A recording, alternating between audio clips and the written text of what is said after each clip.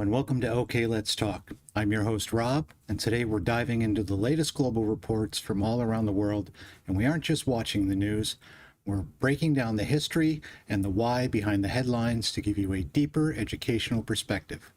With all of that said, welcome to all of you, and let's get to the analysis. Educational commentary and analysis falls under Fair Use, Section 107. Let's have a good night.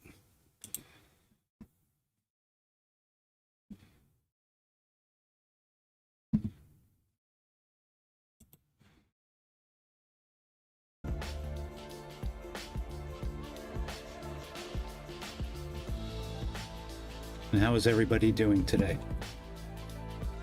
No, we're already hitting the chat. We don't think Trump's going to drop a nuke. I don't know. We're going to see. The rumor is those B-52s are in the air. What's up, Richard?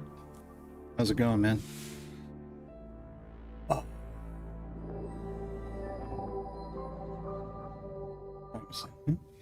Around the button.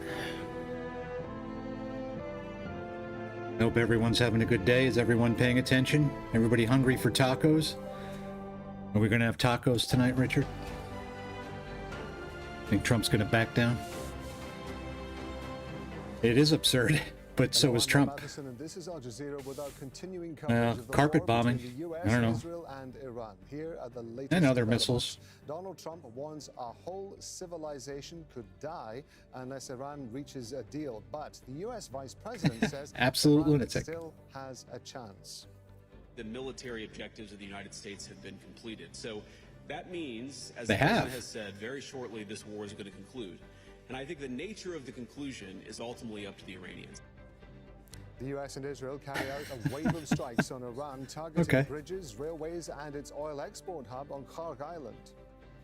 And China and Russia veto a resolution on the security of shipping in the Strait of Hormuz.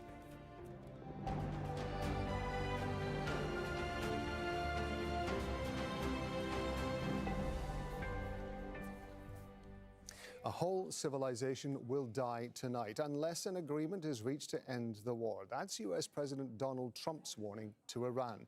Tehran remains defiant, saying restraint is over. It's vowed to retaliate against U.S. targets and disrupt oil and gas supplies for years to come. As the deadline looms for Tehran to agree our gas prices reopen the Strait of are about Hormuz, to get a lot worse. The U.S. and Israel have launched an extensive bombing campaign. Prime Minister right, Richard? Netanyahu says definitely a hot Israel topic. Destroyed dozens of aircraft on Tuesday and struck railway lines and bridges. The strategic island of Kharg has also been targeted. It's been described as the beating heart of Iran's oil empire. The U.S. says the strikes hit military installations on the island. Qatar is warning the region has reached a point where things could spiral out of control. Explosions have been heard in Qatar, Kuwait, and the UAE. But Vice President J.D. Vance says he's confident the U.S. can get a response from Iran by its deadline at 00 GMT on Wednesday. The military objectives of the United States have been completed. So that means, as the President has said, very shortly this war is going to conclude. Yes, it is. The nature of the conclusion is ultimately up to the Iranians. And we're live in Tehran, Washington, D.C., the occupied West Bank, and Dubai. But we start with Ali Hashim in and welcome, the Stoic Iranian fellow. capital. Ali, what indications are there that Iran could be working to respond before this deadline? Well, the latest we heard from Iranian officials is from Irawani, the Iranian representative to the United Nations, who said that Iran is not going to accept any ceasefire, temporary ceasefire, and that it is looking for a permanent end of war with verification of and guarantees that this war will not happen again, alongside other issues. Now, we've just heard from the Pakistani Prime Minister saying that there is an initiative he's putting on the table, calling on the Iranians to open the Strait for 15 days and calling for a ceasefire for another 15 days. Will the Iranians accept this initiative? This is a big question now. We're trying to reach out to Iranian officials to see whether there is a but whose prosperity, Stoic? And of course, not the average Americans. Getting closer We're getting hammered to the deadline. Alongside this deadline, there have been also several attacks Trump on and his buddies will different prosper. areas in Iran and in Tehran, the capital.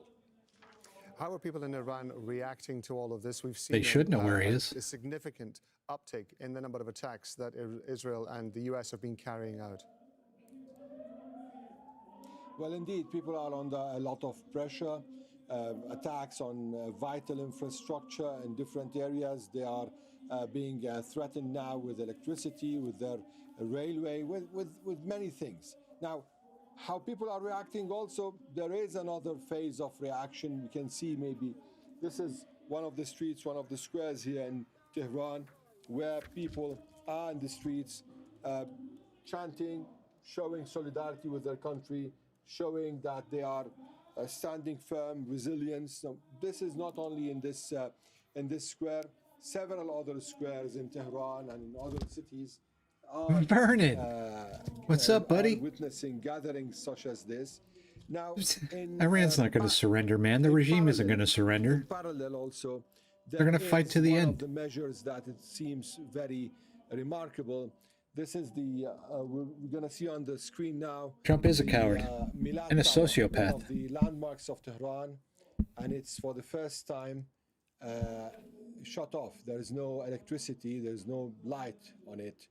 The power was shut down according to the municipality of Tehran for precautions. So this shows you the situation in general in the country. Ali Hashim there bringing us up to date from Tehran. Ali, thank you very much indeed. We're going to go to Emmanuel Rapallo live for us in Washington, D.C. Are there any signs from the U.S. that negotiations are going to go I agree, ahead? Stoke. Because Ali just referred to the possibility that the Pakistan Pakistan Prime Minister Sharif has put forward a request for an extension.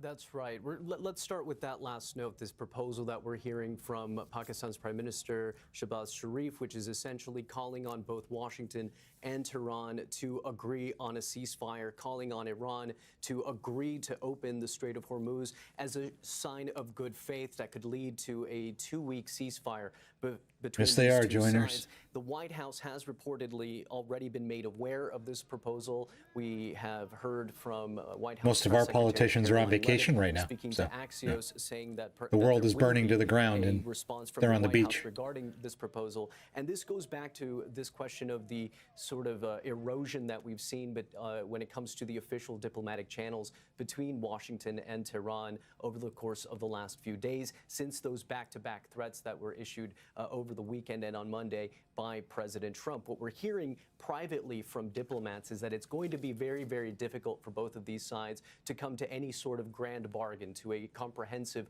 agreement on this. This is why we have been seeing and hearing from diplomats here in the United States, at least privately, that there is a shift toward interim steps that could include mediation from third parties such as Turkey, Egypt, and from Pakistan, Nope, which they is what don't. we're seeing now, as well as War is steps that peace. bring at least a short-term resolution, a 2-week ceasefire, some sort of resolution over the question of over the Strait of Vernon's in Hormuz. here in But the again, chat. Publicly, what we're seeing both popped from the his head United in. States I don't know if he's and still from here. Iran is a posturing of strength. That's it so not a far. We just posturing started, though. and I'm sure there'll position be of more. compromise, which is what it makes this very difficult to see anything other than this very narrow window that many hope still exists, a narrow diplomatic window where at least some sort of interim step can be achieved. Again, what they're hoping for, not a grand bargain, but perhaps a 2-week ceasefire that could lead to something more sustainable. Emmanuel Rapallo there in Washington, D.C. Thank you very much indeed. Let's go to Dubai. Zain Basravi is live for us there. There are And they fears should that call this us war bluff, is Thomas. spiraling out of control. As we were saying, Qatar was making that warning earlier on. Are there any signs that the Gulf states feel they're still in a position to influence what's happening? Of course, we've just been reporting explosions being heard in Qatar and the UAE and in Kuwait. No, he's completely fucked the GOP now. Have so far tried to influence this, since Especially, I mean, before things the are war bad started, now. but If he if we're escalates being things, practical like and really realistic escalates at this things, stage, puts the boots Gulf on the states ground, and are we're going to really be just there for concerned with years. He's defending going to their own completely sovereignty, screw the defending their GOP. skies, defending the people living within But he doesn't care about them. He doesn't care about his borders. Let's look at what's voters. happened in the last few hours. or the party. Multiple He's loud done. explosions heard across Doha, He knows where he's you done in a are. couple of For the years. first time in He's not running perhaps for a about 2 third weeks, term, an elevated threat alert sent out so he to doesn't the care. residents of He could burn Qatar. everything to the Like I ground said, on his they way out the door. successfully intercepted a missile attack As long as he and his family make the money. amidst this elevated threat. The UAE is reporting this evening and earlier today incoming missile and drone threats. The defense ministry saying multiple times they were actively engaging with missile and drone threats with their air defenses. Did they join ours? I didn't see that. We're Is that a hearing new there are article? Sirens in Bahrain. Earlier, the U.S. State Department did issue a warning telling U.S. citizens. Yeah, it's probably going to be people Rubio shelter that he in endorses. place. And again, What's up, those Juan? sirens going off, warning citizens to remain calm, but head to a safe location. Bahrain's Khalifa bin Salman port. Yeah, has Trump been may announced be will be bluffing. I mean, operations early tomorrow, he tacos all in the abundance time, of so. caution because of the elevated threat level. Kuwait's Interior Ministry asking citizens and residents to stay at home from midnight local time to 6 a.m. as a precautionary measure and as a way to preserve Beginning of the week. everyone's safety. All right, Now, I'm gonna have to look that up this later. is a precautionary measure. They don't use the term curfew, but it sounds a lot like it.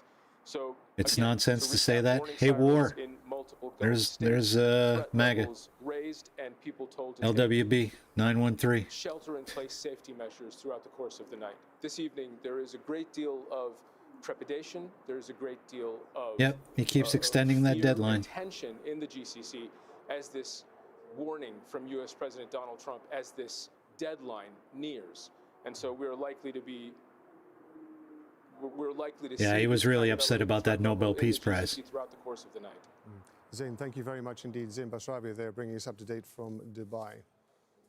Well, earlier, my colleague Sarah Khairat spoke to Al Jazeera correspondent Osama bin Javed, and he unpacked what's at stake in the Gulf region as tensions flare between Iran, the US, and Israel. Trump devotion syndrome? Has been an No. unwilling participant in this war, right? Because it's been receiving so much of that threat. You're the and same the people that receiving don't end of shut the up Iranian about missile. Biden. So I think it's worth What are you taking talking a about? step back and having a look at what has actually happened in the last 6 weeks. So if you look at the region, there's been a multitude of attacks which have hit everything. And the list is just huge. Yeah, I let's mean, just have a look at this map because this gives you a sense of where we are in terms of, if you look at Qatar, it's just across the water from Iran, isn't absolutely. And now that you've seen it being populated, these are the targets that Iran has hit so far and have been hit inside Iran as well. So you're looking at on the western side all the way to on Saudi Arabia to the port of Yanbu. You've got gas facilities in the UAE, Qatar, and in Iran that have been hit. Yes, they are, Those Babs. 4 nuclear marks are the 4 Iranian nuclear sites that Israel has hit. And all of the little pylons that you see We'll see, are Christopher. energy structures that have been hit inside Iran by Trump the United package has States arrived, yep. and Israel. And in retaliation to all of this, Iran is threatening to strike everything that is within the region. But if you look at what could be the possible hits, Nobody has the balls to inside stand up Iran, to him, if you Babs. could, go back to the other side of this map, which shows you Iran. Here is the Nobody in Congress will infrastructure stand up to him. of energy. His which cabinet is at members stake won't here. stand up to him. These are essentially not all of the power plants, but the biggest power plants across Iran, which could be targeted. And if that is targeted, one of the biggest threat for people like yourselves and us in here in Qatar is the Bushehr nuclear power plant, because the radiation fallout from that could be catastrophic, because it would pollute all of the water in the region. And as you know, that is required for the desalination plants in the region. They're not So going to that's one rethink, threat. Vernon. But They're if- going to it? Because launch. we don't have fresh water in That's the what they're plant. gonna there do. are rivers here in the GCC. So if you zoom out to one more time onto this map, Babs, don't look get at my hopes how, this could escalate, because if these and other targets the Trump administration has talked about, targets including bridges and roads and railway structures, if you zoom out of that and look at the targets that could be possibly, I wish I could across stop the paying region, taxes. I that don't even want to includes talk about how much I owe this that year. includes energy facilities. That Yeah, includes so we've just zoomed out there for you. So there you go. so you get a better So view. if you look at those Trump little personal watermarks, ass-kissers. this is the desalination I like plants, and that. look at all of the input sources of those desalination plants coming very close from I am, Bushehr. Babs. And that is why it is important for all of these sites to be secured. Look at all of the power structures that you see in terms of those pylons. These are energy facilities, or for a region like the Gulf, which has extreme heat, which needs electricity to fire up these desalination plants. This could mean catastrophe if Iran chooses to retaliate. And then that is why you're seeing this immense pressure. Most of people hate diplomacy Trump. being put His on poll countries numbers are like horrible. Pakistan and Egypt and Turkey to try and bring some sort of semblance Good deal. of normalcy to this, because nothing is normal right now. Look at that region, look at the possibility of the targets. 170 plus million people in these countries are on tenterhooks. Yeah, but who's going gonna stop them, Babs? Held in various parts of the Middle East right now because of this looming deadline, and it all depends on one person, President Donald Trump. They treat him like a king, and then he acts like a king, and then he says he's not a king. And railways in Iran, which he says were used by Iran's Revolutionary Guard.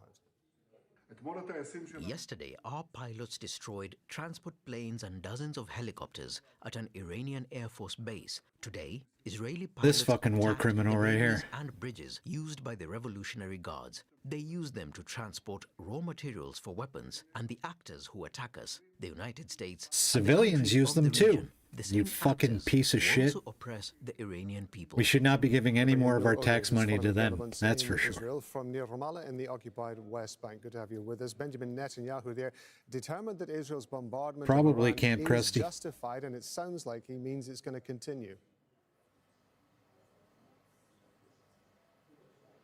Absolutely, Rob. He will continue. And in fact, the commentary in Israel from officials in the government, Vietnam police and action. from Yeah, right. top political commentators, former officials, is that Israel is ready. It has a hit list of very strategic The Onion will stop targets Trump? of Iran's power grid.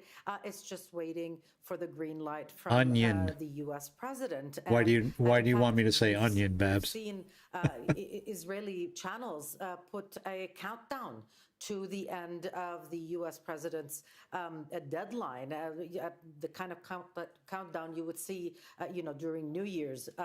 There's almost an air of excitement about the coverage, because ending the war abruptly, ending the war and not allowing Israel to continue bombing it is the worst case scenario for this government, which has tied its fate to the idea of absolute victory being collapsing the regime, toppling the government, ending the Islamic Republic of Iran, replacing it even with chaos. It doesn't really matter as long as Iran is finished in the strategic sense as far as Israel is concerned. So these are very, very tense hours in Israel, where the army estimates that there may be an escalation of Iranian Herbert, missiles welcome. targeting Israeli Trump cities, and equals they best have been president ever. targeting, quite a lot Okay, of were you Israeli just cities, born? throughout the day, mostly in the center area, Oh, where your almost puppy's half name. of Israeli Here, cities, but Onion. also Come here, Onion. in the south, we've seen at least two Onion. incidents of Iranian missiles fired at Beersheba, Dimona, and the surrounding areas.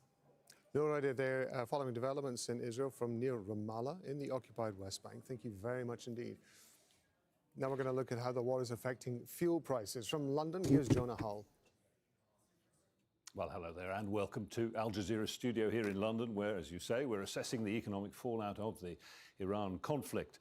European investors remain cautious as another Trump deadline looms, with the rhetoric ramping up while hopes of a swift end to the Iran conflict. Thanks, man. The price Thanks, of oil Mr. edged Lono. above $110 Like and a subscribe, barrel. That's buddy. up 50% since the war began, and the Strait of Hormuz was Trump is a effectively bottom. shut. Yes, he is. On Tuesday, the head of the International Energy Agency That's the warned of a rumor. Black April, saying oil losses this month could be Ready for my double orders. what we saw in March. But Fatih Birol said the crisis could also fast-track the development of renewables, nuclear energy. Give that dog and some electric treats. Vehicles. Meanwhile, in France, around 18% of petrol stations are currently facing fuel supply shortages. The rising prices Yeah. at the pump have seen All the French right-wingers truck on drivers blockade a highway in Nantes. out in media, West, they're all calling running on away the from him. government to Even introduce Alex measures Jones. to help Alex stem the Jones. rise You've in lost fuel Alex costs, Jones? particularly diesel. The authorities claim the shortages are due to problems with the transport network and not related to the war or issues with supply. If things don't change, I fear a wave of layoffs in the coming months.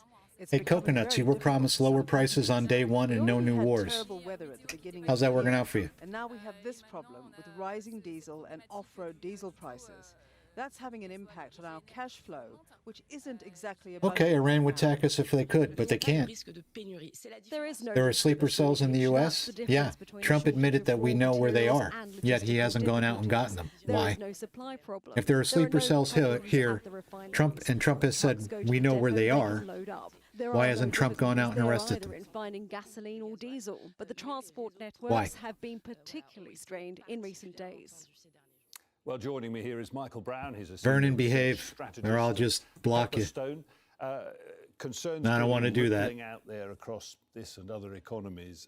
Michael, I want to pick up the comments, though, by the head of the International Energy Agency, Fatih Birol, warning of a so-called Black Friday because of mounting oil losses. Give us a bit of context on that. Yeah, absolutely. Very good afternoon to you. I mean, we're now 6 weeks into the conflict in the Middle East, with the Strait of Hormuz being effectively shut for that entire period.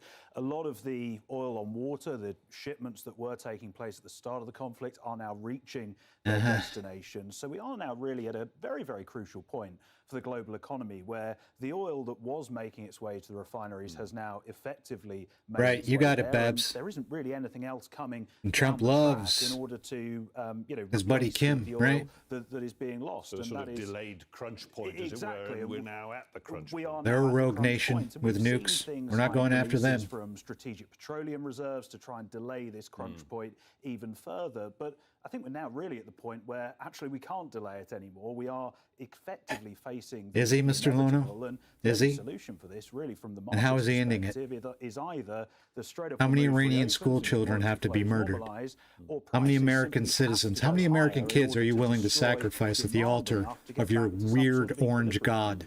Okay, Michael, I'm going to come back to you in a moment, but for now, I want to look at the possible rise of renewables, also mentioned there in the wake of this conflict. Because here in the UK, the wholesale gas price, that's the price paid by producers and traders, has soared by 74% since the war began. That's compared to a 67% rise. Yeah, right. That's right. I forgot about that. Yeah, 24 hours in that war. Energy superpower by 2030. It's estimated this will cost around $265 billion in government. I have no proof of what allegations. You have no proof that Iran is close to building a nuke. You're taking Trump's word for it. Fossil fuel exposure. Milena Veselinovic reports. We're in an offshore wind farm about 10 kilometers off the coast. And yet you're still here watching. Have you subscribed yet, Mr. Lono? Like and subscribe, buddy. What can it hurt? Plenty of content on the channel you'll hate. Modern engineering, but they also represent a push by the UK and many other European countries towards cleaner sources of energy. And it's a shift that's come into sharper focus since the war in Iran. Yeah, I have no time for MAGA babs. None. Called the biggest oil crisis in history. The UK has already been making strides in the green energy arena, with Renewable supplying almost half of the country's electricity. Are you coming from a bot farm in India, Mr. Lono? Leading the way, generating nearly a third of all Thanks, Vernon. And when you include nuclear, low-carbon sources account for Have you subscribed yet, buddy? the total supply of energy. But there are some who also say that it's risky to rely on variable energy sources like the wind. The opposition Conservative Party here in the UK wants more drilling in the North Sea. Some experts, though, say that Correct. that wouldn't necessarily The strait was open. lower household bills. And climate advocates also argue that by investing But the narrative keeps into changing, the right? green It's energy open the strait, infrastructure, it not stopped the just good for nukes, it's get the environment, uranium, it's free the Iranian people, and now all Trump talks about is taking the oil and making himself pricing rich. against a sometimes volatile supply chain. Milena Veselinovic, Al Jazeera, off the coast of England. Okay, well, let's get a bit more on all of that. Joining me from Oxford is Chaitanya Kumar, the head of economic and environmental policy at the New Economics Foundation. Good to have you with us. And you've got an interesting take on renewables in the context of all the economic gloom in the wake of this conflict. You see in this the seeds of an opportunity. Trump does live in the for UK. Tell me 1950s. more. I agree. Indeed. Firstly, thanks for having me, Joe. Biden had us on the right course with the green energy. Did a good job of Trump put the summarizing brakes on it. situation right now. 'Cause he's all about the argument oil. I'm making really is renewables are the only solution to the energy crisis that we've got, long-term solution, because they do three things. First, they cut bills. They cut imports, import dependence on fossil fuels, and they cut risk. If you look at 2024, we've got the latest tranche yes, of data for how Mr. much renewables I mean, Hegseth fired all the best generals. He's got a bunch of loons running the show. Infrastructure, bunch of sycophants. renewable infrastructure came in cheaper than the cheapest fossil fuel alternative. So you can see renewables are pretty much around the world far, far cheaper than the cheapest alternative in fossil fuels. That's already cutting bills. In the UK, where I live, output from renewables, as your correspondent said, Yep, Jimmy, $1.5 trillion for the next defense budget. If you look at the exact same period last year, our gas consumption has fallen by 25%. Not a Democrat, Vernon. Come on, get it right. And if you look at today's prices, the cost of that gas... I'm a former 30-year Republican. So that is £1 billion in avoided import costs as a result of us... Let him go, Babs. ...renewables very fast. So that's a good It's all thing good. when you're cutting imports. All engagement is good for the channel. Really, energy independence rather, can only come from renewables, particularly for a country like the UK that relies very heavily, about 50% of its energy from imports. Right, Doug? Anything that can reduce that, enhance energy independence domestically is a good He's thing. highly unqualified. There are those, of course, Chaitanya, who suggest that the drive for renewables is either too long-term or too fanciful to be taken Yep, just seriously. friendlies. Donald Trump, perhaps, among them. And those, of course, who would say, and it's a live debate now, that the future for this country lies at the bottom of the North Sea. I guess you wouldn't be in favour of that, but give us a shot at it anyway. Sure, you're right. I wouldn't be in favor of more drilling. Anything's But let me possible, give you one Babs. stat I that mean, really captures, I doubt it, but why Trump's a lot of what insane. we hear So from the Conservatives, the Reform who Party, and knows? others is really political sloganeering dressed up as energy strategy and energy policy. And the stat is this: if you looked at all the North Sea licenses for exploration given out by a variety of UK governments since 2010. Cumulatively, the result of all those licenses... Are you talking to me, Jimmy? ...production of about 36 days of gas, extra gas. That's it. 36 days worth of extra gas was produced as a result of all the licenses, hundreds of licenses given out since 2010. I don't think So that's the notion true, that joiners. Somehow will Maybe you may be start right, but copious I could amounts swear of that gas that from timeline is the wrong. North Sea, which is in terminal decline at the moment, is really for the birds.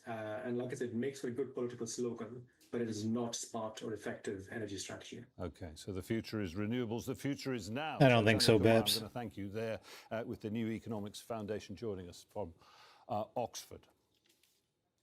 And I'm going to bring in again Michael Brown, who is still here with me for the final word. And Michael, it's worth remembering as we go out that we sit once again looking at another. They have nothing to argue with, countdown war. to yet another Trump deadline. There's been some pretty angry rhetoric issued by Oh, the US Trump, fake President. Republican. Just take us out by telling us. We what already it hit is 40 trillion, didn't we? that would so Or we're concern, close. worry, scare the markets if indeed these threats were to come to pass on Iran's infrastructure. As you say, we're, 8 hours away from another deadline. I think the real worry for market participants is the potential for retaliation, not only in terms of what the attacks in Iran may entail, but what Iran may do in terms of energy infrastructure in the Gulf in retaliation for the attacks. Because it's one thing to say the global oil market is disrupted because the Strait of Hormuz is shut.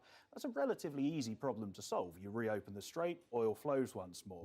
But if the refineries, if the LNG facilities, if the power plants in the region are also damaged, that becomes a much, much longer lasting I agree, supply Dr. Darrow. disruption. It's much harder and much longer and more time consuming to solve. And that ultimately means that we're going to be dealing with higher energy prices for much, much longer than we otherwise might be. So I think that's the Okay, market's joiners. real worry at this stage. And poised at the moment, looking at this kind of binary outcome, either more war or some form of peace. Or let's look at the pattern of the past, yet another deadline. Absolutely.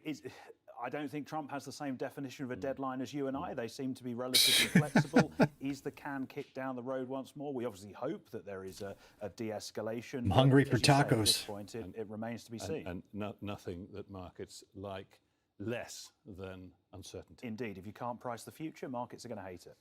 Michael Brown, strategist with Pepperstone, the trading platform. Thank you very much for being with us. And that is it from us here in London, from me, Jonah Hull. Back to you in Doha.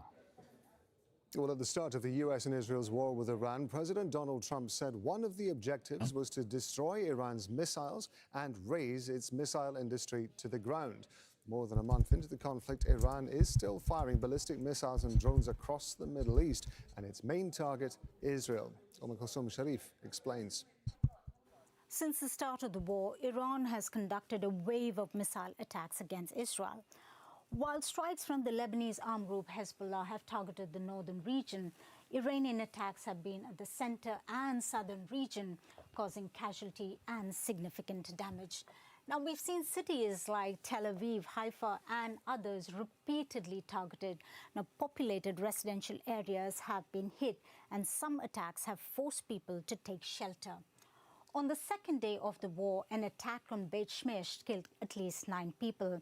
Now, it's the highest death toll from a single strike in Israel so far in the conflict. Now, Iran has been conducting fewer strikes as Bye, the war Babs. goes on, Thanks for but it's stopping begun by. to use what Like appears and to be subscribe if you're a Trump cluster hater. munitions, which are You'll love designed the to cause channel. more damage. Now, these I'll be are here all weapons week. that release dozens of bomblets that scatter Yeah, let him over go 70 be president of kilometers, Venezuela. and they can bypass traditional defense systems like Israel's Iron Dome. Iran is also being accused of targeting oil refineries and industrial areas across the region. On Sunday, an Yeah, we attack always do a good on job with our major wars, Jimmy. petrochemical hub, the third in a week, sparked fears of chemical leaks. Now, it's hard for missiles from Iran to actually reach targets in Israel. Now, the distance from one border to another is about 1,200 kilometers. Now, Iran does have missiles that can cover that distance in 10 to 12 minutes. But it's the US Patriot systems that we see across the region that can intercept these incoming missiles. And the ones that do actually make through Israeli airspace actually face this. Israel's multi-layer air defense systems that can take down most of Iranian missiles that come through. But no system is fully effective.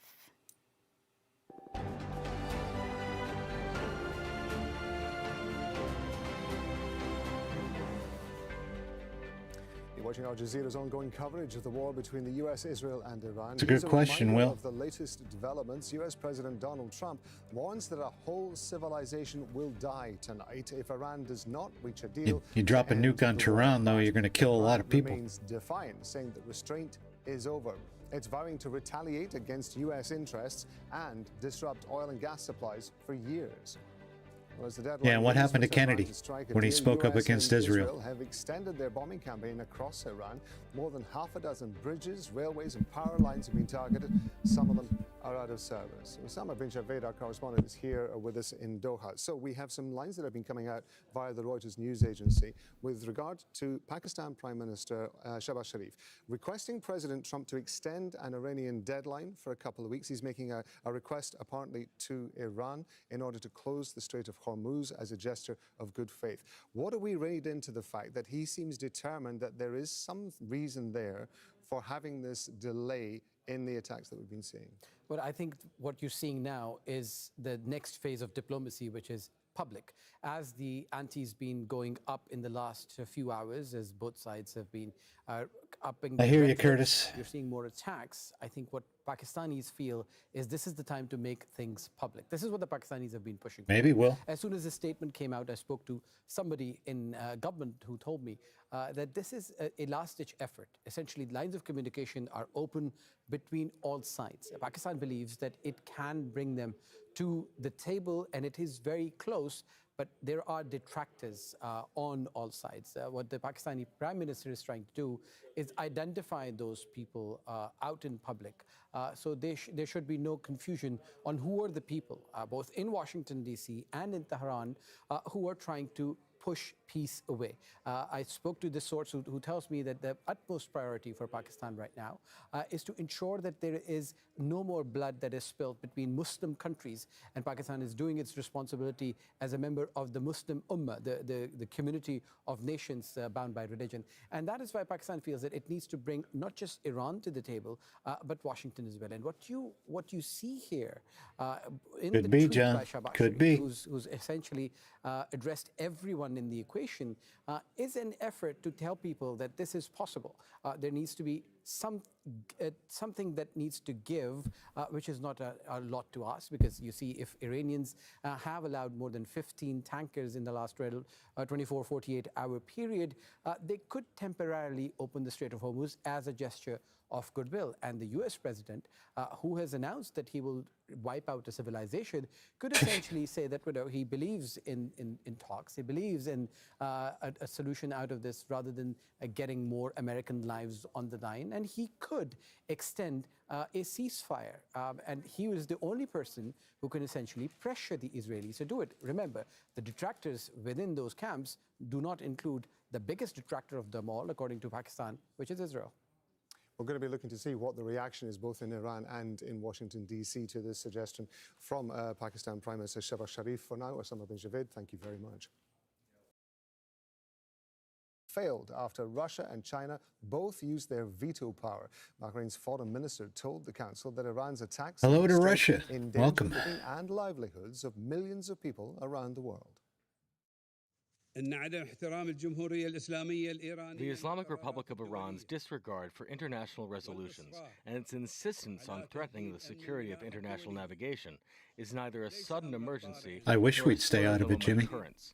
Rather, it is part of a well-documented pattern of negative conduct. KGB. Indeed, the Security Council has previously addressed threats to the security of navigation in the Arabian Gulf, unequivocally condemning them in resolutions.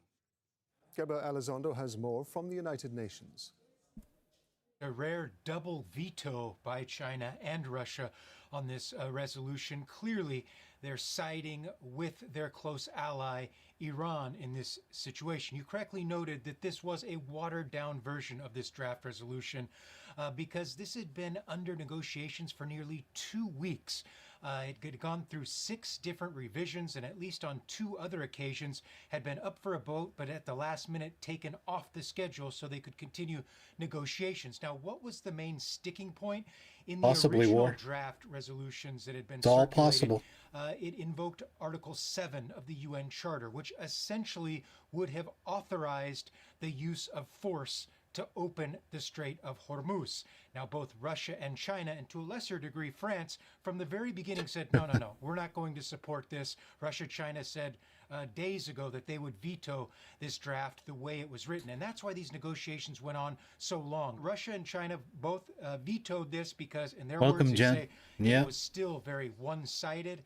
They said that it Trump tore it up. simply was painting Iran to be the victim or the aggressor in this case. So Russia and China said this was simply not a fair resolution, and even with all these changes, said that they were going to veto it, and that is exactly what they have done. Eli Bremer is a former major in the U.S. Air Force. He's also a Republican strategist. He's joining us live from Colorado. Marzi Khalilian is a political analyst and academic researcher focusing on U.S. Middle East relations, and she's joining us from Ottawa. Here in the studio, I'm joined by Danya Thafer, Executive Director of the Gulf International Forum. I wish we could throw him in jail, man. In Washington, D.C. Thank you really very much do. indeed to all three of you for being with us on Al Jazeera. Eli, I want to start with you. We're just hearing this news from Pakistan that the Prime Minister there is suggesting to both sides, Iran and the United States, that there should be a 2-week pause in fighting, a temporary ceasefire as a gesture of good faith, because there is a possibility that negotiations can continue. What's your reaction to that? Do you think that the White House, having reached the point that it is at now, it will be open to a suggestion like that? They should. Or do like Mark Kelly said and disobey illegal orders. Trump wants to bring this at the very war least. to a close as soon as is possible, as soon as is practical. And the Iranians have been notoriously bad about negotiating not in good faith and sort of trying to mislead and So has delay Trump. during their negotiations. So Come on, I man. think unless President Trump sees that the Iranians are serious about meeting the U.S. No one thinks Trump is serious about requirements, which are going anything. to be obviously ending pursuing nuclear weapons, ending their ballistic missile program, and at this point probably also dismantling their drone program as well, then I don't see why President Trump would accept it. So it's just going to come down to, does President Trump believe that Iran is serious about negotiating, or does he believe that they're doing what they've done every time in the past, which is basically to try to delay while they continue to seek a better option? Yeah. Marcia, let me ask you, Pakistan's Prime Minister is also saying that Iran should open the Strait of Hormuz for a corresponding period of 2 weeks as a goodwill gesture, given that everything I don't that disagree, Iran but has so just, is Iran. explained with regard to the way that the White House is likely to react to this, how do you think Iran will respond? Operation Crossdrop. Hello, Joseph. Just to be clear, Iran had never closed the door to diplomacy. Iran was always showed the goodwill to negotiation. And let's not forget that the Iranian side were amid negotiation when there were bombs, whether we're talking about this war or whether we're talking about the last year June war. So the bombing happened when Iranians were showing their goodwill, and they were very possibly will. into fruitful negotiation. I mean, Iran should try to get the best deal they can get, right? Start charging tolls for these ships to come through. Understand what Iranians are going to gain from this. And we're paying the price at the pump and in the stores now, and it's only going to get worse if Trump escalates, Jen. So what will Iranians gain? What does it have for the Iranians? So we need to wait and see if how Iranians are going to respond to this. Oh, you're good, Jimmy. But to me, it's I very agree. unlikely that the Iranians would agree to this. Dania, on the sidelines of this, of course, are all the Gulf states who are essentially just waiting and watching to see what is going to be happening next. We've heard very strong... He's probably in his bunker right now, underneath the White House. Effectively apocalyptic statements. We've also seen texts with very strong... Yes, they do. They have the right to defend themselves. In them. How do you think that the Gulf states are reacting to this? This is madness. Rapid uptick in It's great for content, though. That Donald Trump has been using. We're all going to die or starve to death. We'll be paying $12 a gallon for gas, but hey, I'll get plenty of views. Like and subscribe. Apocalyptic language that he's using is very concerning. Especially, a lot of people think of nuclear response when they hear that kind of language, and therefore. It causes a lot of fear here in the Gulf about I saw a video about that, Jen. Obviously, there are different types of aren't the last ships arsenals, so supposed to hit American shores by like the 15th or something? But I think a lot of people are thinking that. Also, I would like to say that his language that he's been using, for example... I agree, man. Trump and Netanyahu have caused worldwide distress and humanitarian crisis everywhere. Almost all, not all, are Muslim, and so using Straight of her this boobs. kind of language adjacent to threats is really viewed very badly. You want to end the war, just allow him to rename it the Strait of Trump. Eli, I mentioned Call it the Trump Strait. If you pack up and go home, you can call it whatever you want. Frankly, in my experience as a journalist, I've never heard any statesman use this kind of language. This is incredibly strong. No, Trump doesn't care about people, Richard. What you think is behind this? His critics say that this is a sign of him being under immense pressure and incredible frustration with the situation. There are others who are saying, no, this is a negotiating tactic by Donald Trump. We've seen this before. This is what happens. What do you think is going on here?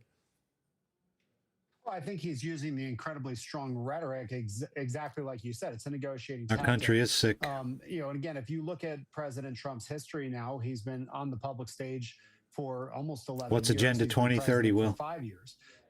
This is very Donald Trump to use over-the-top rhetoric that really we haven't seen before from national leaders, and particularly. Yeah, from Jimmy, you American guys have been a mess for thousands of years, at man. this point, 5 years into We've only President been a Trump, mess it's for a not couple hundred. surprising, and You it's guys got us predictable. beat by a lot. He's saying it'll be the end of a civilization. Obviously, he's not talking about using a nuclear weapon and annihilating civilians. He's using extreme rhetoric, which, by the way, the Iranian leadership is also Make using America extreme hate again. rhetoric. They've said for 47 years that they want to wipe the United I have a States Make off the America face Go of the Away map. hat. So it's just a different way. You that think, President Joseph? Trump is doing things than what has happened before. He has a different style, and Oh, it's a Joseph. different reality.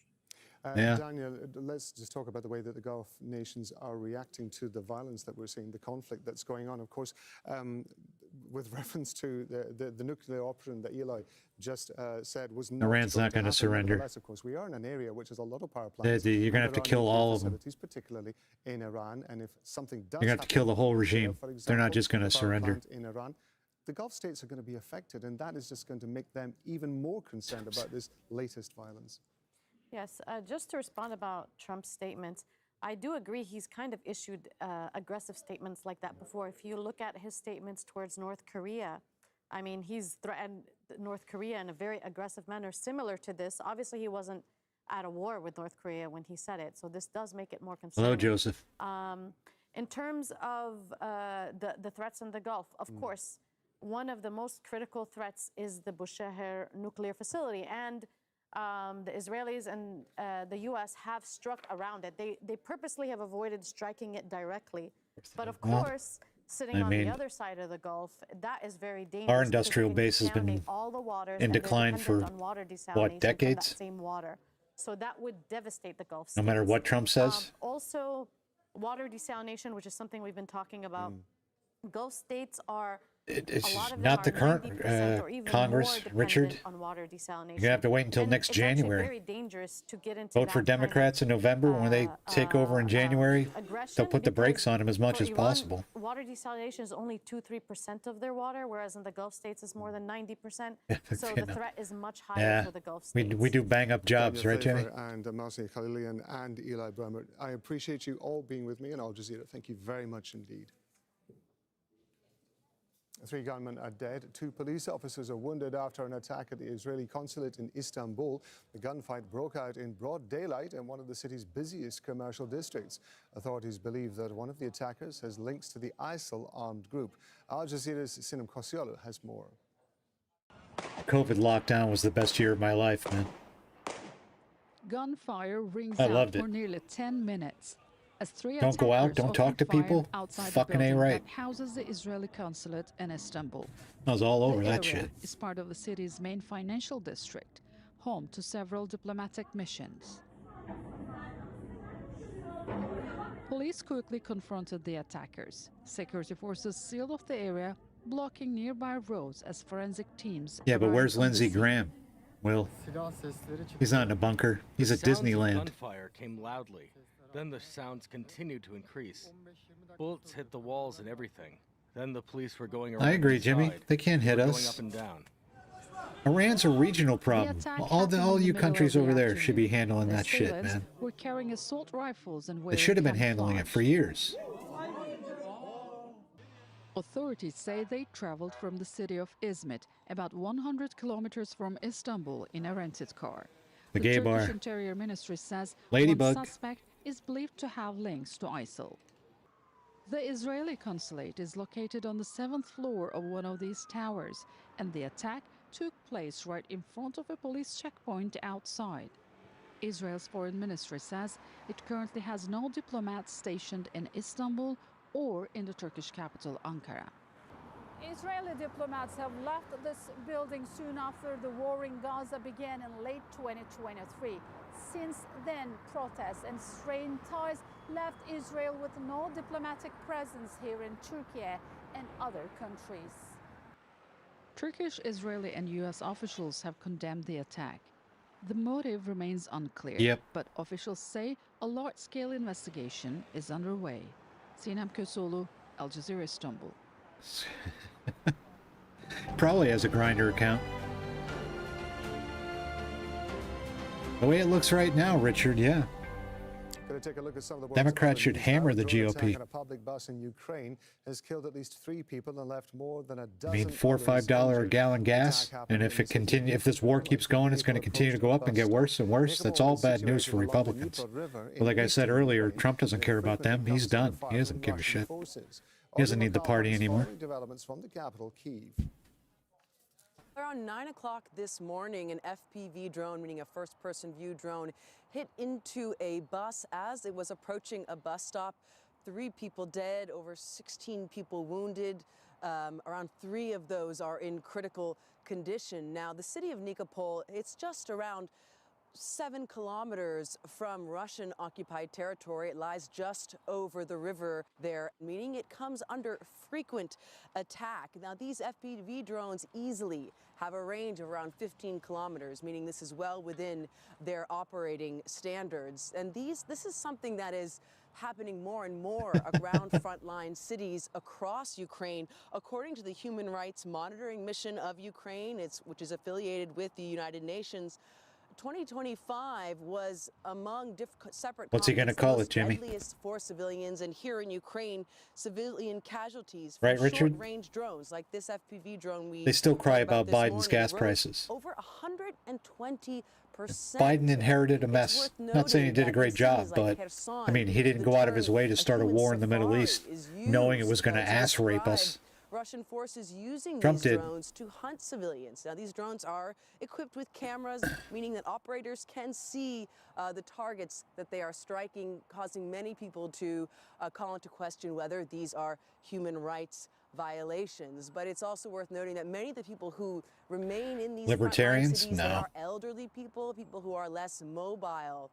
And this tactic overall, while these cities, they're not occupied by Russian forces, these frequent drone attacks on things like buses make these cities virtually uninhabitable. I believe that war. Destroyed infrastructure, I believe fuel it. shortages, and restricted access Mike to Johnson, landfills the guy that doesn't have a created bank waste account, crisis makes hundreds in of thousands of dollars a year, Group of doesn't have a young bank engineers account. has decided to use organic Okay. materials from rubbish heaps to produce sources of energy that are in short supply across the Strip.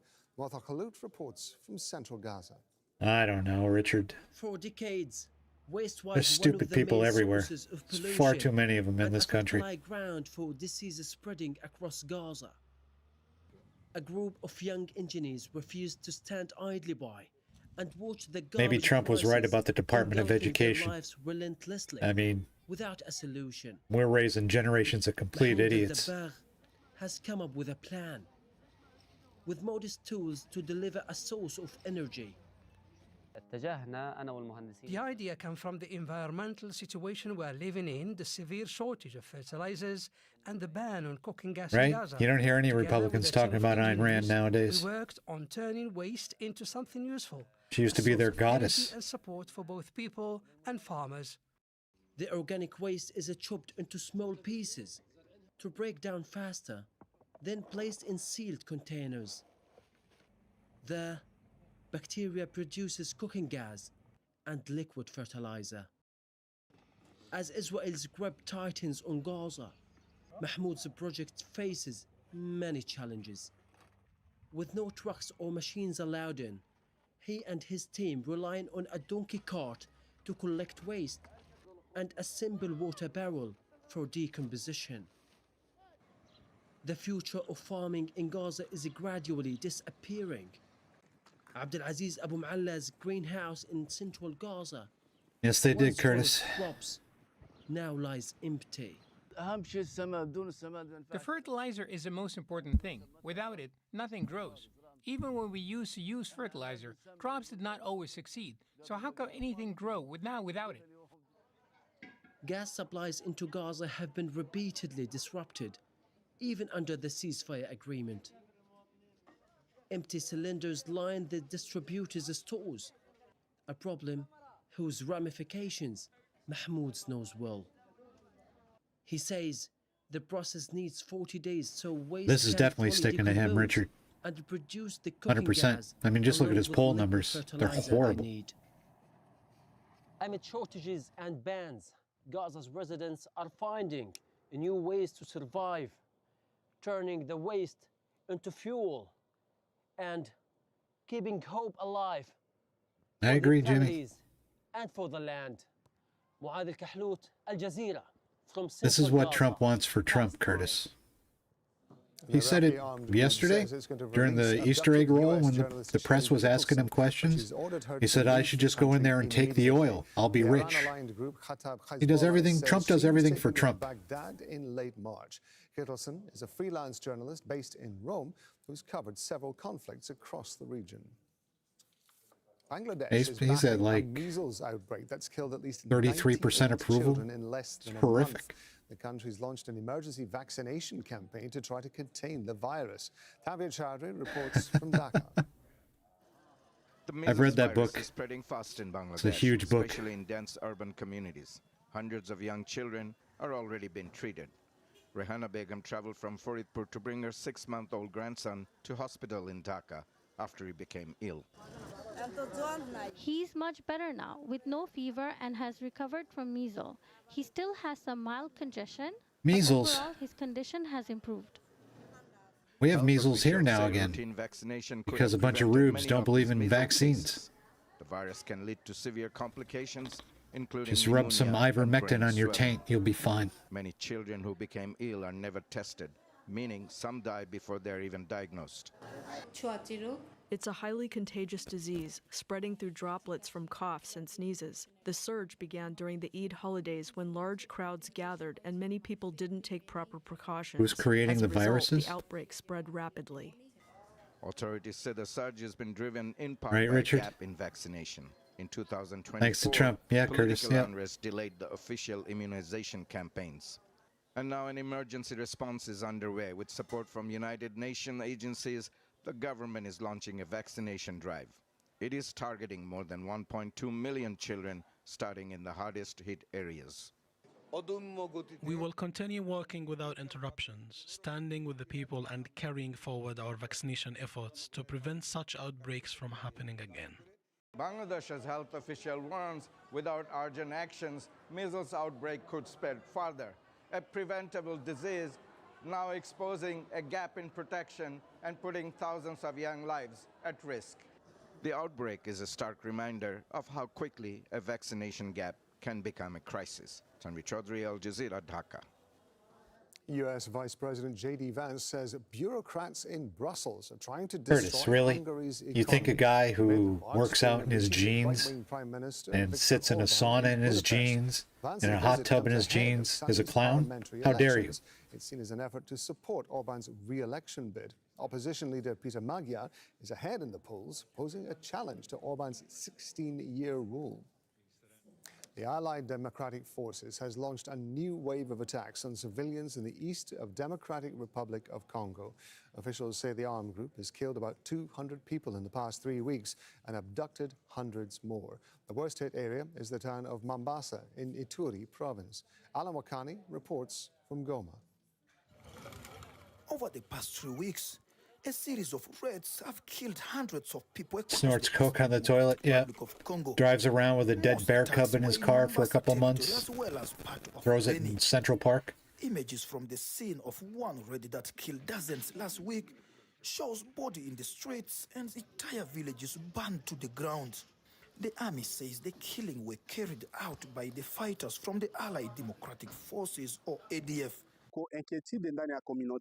Worry is growing within our community here due to the repeated rebel attacks against our people. Since almost weeks now, people have been killed every day, and many have been pushed away from their homes by fear of rebel attacks. We are afraid. Last Saturday, fighters struck Mombasa's main convention center in another series of attacks. Shops, homes, and vehicles were set on fire as they reportedly abducted hundreds of civilians. Previous cases suggest few captives are ever released. Yeah, how about MTG now? Military operations, attacks She's off the territory reservation. of She's done with now Trump. in Mombasa. People here say they feel increasingly vulnerable as armed groups strike with little warning and often attack civilians. The Congolese army says it has reinforced its position in response. Due to the ongoing situation in the area, we have deployed additional troops on multiple fronts to track down those responsible. We are calling on civilians to remain calm and trust their army as operations are underway. Never trust the army. Carrying out joint military operation with neighboring Uganda against the ADF for years, but the group has adapted and expanded its reach. Oh, I agree, Jimmy. Ugandan rebel group, the ADF Yeah, she's still out there. She's a ISIL in wacko. 2019. She's a problem. The United Nations says the group is now She might be gearing up expanding for a its run in influence across 28. northeastern Congo, using violence to control territory. She might see the writing on the wall with Trump. Exploit local resources. Residents in both Mombasa and Beni say they fear more attacks. We want the government to make more efforts to neutralize this ADF group because they are killing more population in a cruel way than any other group in this country. They are now even controlling areas by imposing taxes, while our government is doing nothing to stop this. Mombasa sits on a major strategic gold mining area, home to significant Chinese mining Who's Tommy operations Crooks, under Richard? the DRC government control. The area is also a key route linking Ituri province to Beni and Kisangani.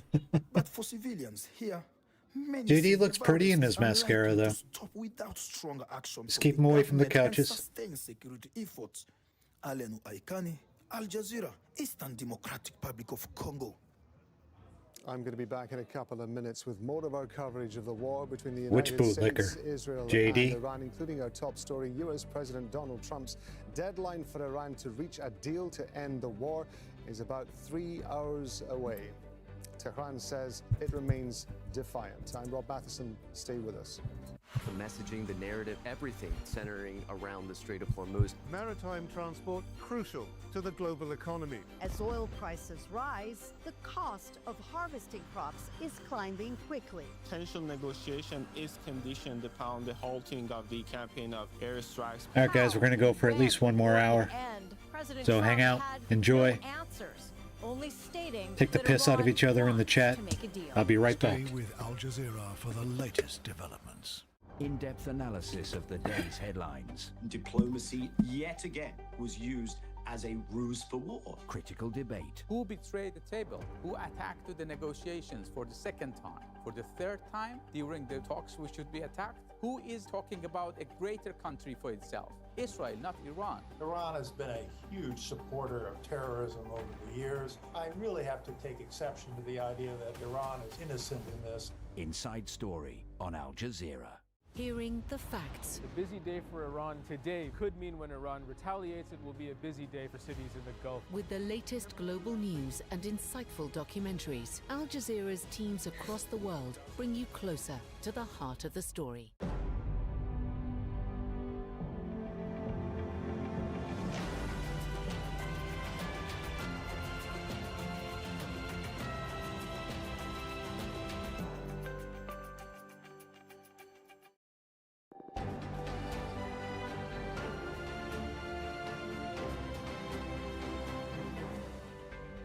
Hello, I'm Rob Matheson. This is Al Jazeera with our continuing coverage of the war between the US, Israel, and Iran. And here are the latest developments. A looming deadline. US President Donald Trump demands that Iran makes a deal to end the war, or, quote, a whole civilization will die. Iran is reported to be reviewing Pakistan's free request tacos for a everyone. deadline extension. The White House says President Trump is aware of the proposal. Iranians form human chains at bridges and power plants to protect infrastructure that Trump has Explain yourself, Brad. threatened to target. And in the court of public opinion, can Donald Trump win the war with Iran? On This Is America, we'll look at how the conflict has divided Americans. Oh, and if that guy, will Richard. become a Yeah. driving force for the president. Get him more. Get him.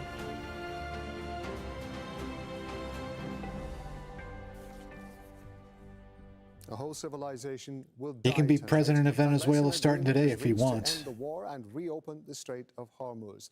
That has been U.S. President Donald Trump's warning to Iran. In response, Tehran remains defiant, saying restraint is over and that it is ready for both peace and war. It's vowed to retaliate against U.S. targets and disrupt oil and gas supplies for years to come. At the height of simmering tensions and a looming deadline, a renewed push for diplomacy. Pakistan says it's asked Donald Trump to extend his deadline by 2 weeks. Iran is reported to be positively reviewing that proposal. U.S. media, quoting the White House, say that Trump is aware of the proposal and his response will come soon. But in capitals across the region, explosions have been heard. Do I smell tacos cooking? UAE and Kuwait say they've intercepted missiles. And Bahrain says its main port will cease operations in the coming hours. Now, we've got a team of correspondents following the latest developments. We're going to be live in Baghdad and Riyadh, Washington, D.C., and in Tehran. We're going to start in the Iranian capital with Mohammed Val. Mohammed, so let's talk about these reports of a Pakistani proposal for President Trump to extend his deadline. Yes, Rob, what we know is that the Iranians until now haven't changed their stance, at least officially. When it comes to official statements, they are still reiterating and repeating the same lines that we have been hearing during the last few days, a few weeks since the beginning of the war. They are saying that they are not accepting any temporary ceasefire, and that has been said by many of the leaders today. And also the joint command threatening again to continue the war and retaliate in kind, and that they are going to destroy the infrastructure that is related to the Americans in the region in a way that is going to prevent the region and the world from oil for years to come. So very strong statements, still the same type of strong statements, and until now we don't have anything that is different from this. There is no sign until now from the official statements that the Iranians are about to accept this new offer by the Pakistanis. But we have this line from Saeed Iravani, the Iranian My name is Rob. To the UN, saying that at the same time when he said that, as he says that Iran is still rejecting a temporary ceasefire, he said that the UN Secretary General has sent an envoy to Iran, and that this envoy is on his way to the capital, Tehran, to discuss these matters with the Iranian authorities. This is almost everywhere in the Iranian media here. We don't know when this envoy is going to arrive and how he's going to arrive to Tehran, but at least it shows that there are two tracks here going on at the same time. The threats that Iran is still keeping that approach and is able to defend itself and is not accepting a ceasefire, but at the same time there is a hint that something else is going on behind the scenes. Okay, let's go to the US. We're going to go to Washington, D.C. We're going to bring in Manuel Rapallo. So what are you get my hopes up for nothing about this request from Pakistan and how it might be received in the White House? Well, very broadly here, Rob, there are signs of movement when it comes to negotiation, but these are signs that are very fragile, and they're certainly happening through back channels. We can point, for example, to U.S. Special Envoy Steve Witkoff, who is reportedly using back channels to seek continued negotiations here. On the question of Pakistan, Pakistani's Prime Minister Shehbaz Sharif is calling on Washington and Tehran, and has been. Go ahead, Richard, let it fly, man. For a temporary ceasefire. What we know is they're calling specifically on Tehran to open. Everybody's free to just let loose, man. I don't care. Good faith in these negotiations. But have at it. At the moment, get it off your President chest, Trump man. has not commented on this. But we do know, however, is that the White House has been made aware. We heard from White House Press Secretary Caroline Leavitt speaking to Axios, saying that the White House is aware and that they will have a comment, that the White House will respond, will have some sort of response to this proposal. But this brings us back to what we've been talking about over the course of the last 36 hours when it comes to diplomatic chatter here in Washington. There is a sense, at least privately from U.S. diplomats, that both Tehran and Washington are very far apart. There's a very wide gap in terms of trying to find any sort of comprehensive negotiation here, which is probably why we have seen the shift be more toward an interim deal, because both countries here, both sides, are coming at this with a posture, a position of strength and not a position of compromise. And the longer that continues, the longer we're going to see a very narrow window of diplomacy. But it's in that window that many people here have hope that if there can't be a grand bargain, perhaps at least there could be some sort of resolution on the question of the Strait of Hormuz and some sort of at least temporary ceasefire agreement. Okay, let's go back to Mohammed. We'll see if it happens. Let's talk about the people in Pakistan. A lot of people have nukes. How are they reacting to the threats that we've been hearing from the U.S.? They're not exactly stable. Well, we have seen them demonstrating in the streets tonight, as in every night. But tonight there is too many people, many people in the streets tonight. We're trying, Spider-Man.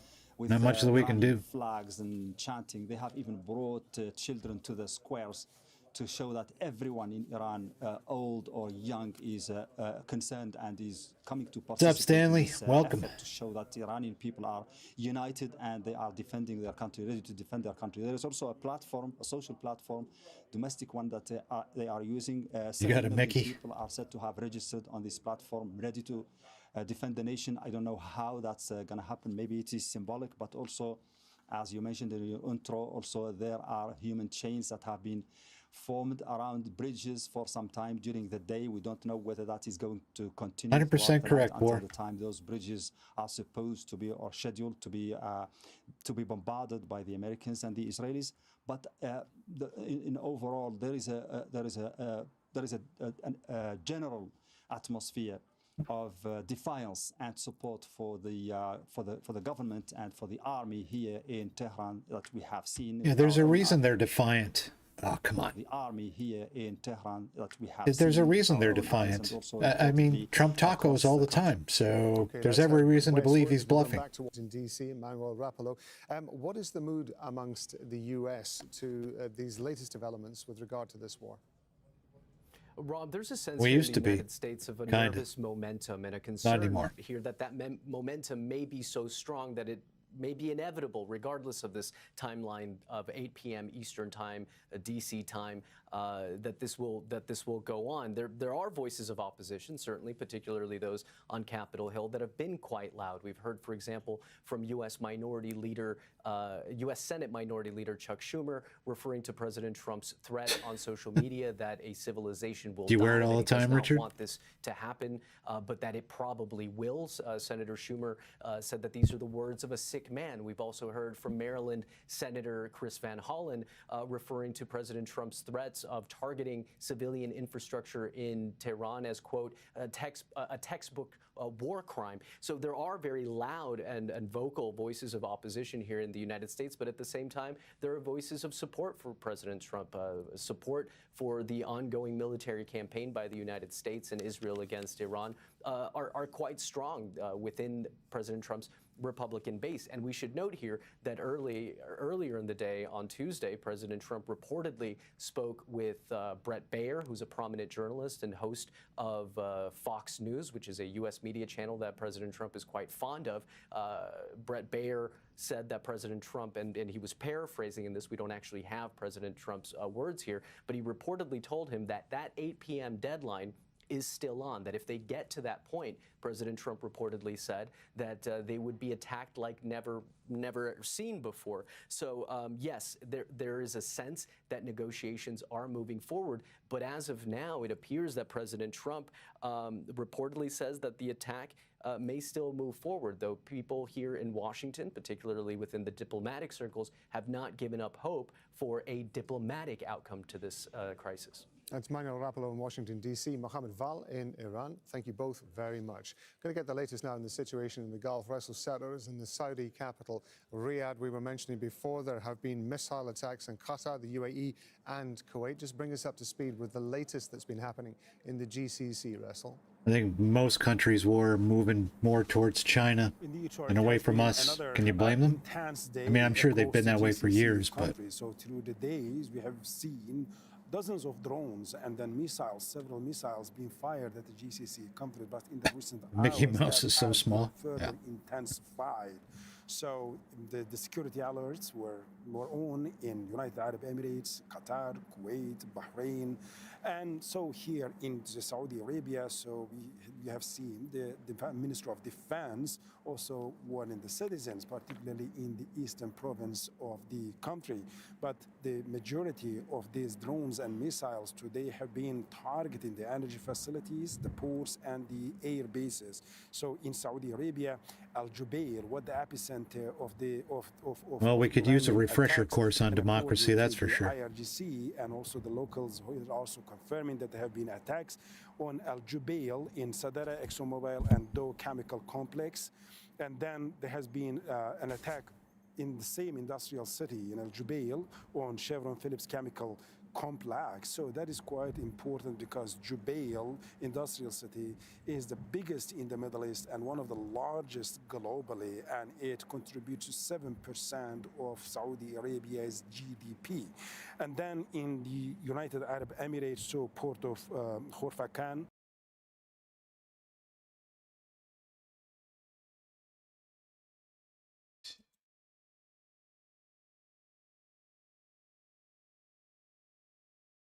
where they are, to remain in safe places. And in Kuwait, they're saying that the citizens should not leave home between 12 p.m. until starting from midnight. Yeah, I until see him 6 more. a.m. in the morning. And also, temporarily, If he does it one more time, I'm going to block him. That is connecting Saudi Arabia to Bahrain is also suspended. These are the precautionary measures.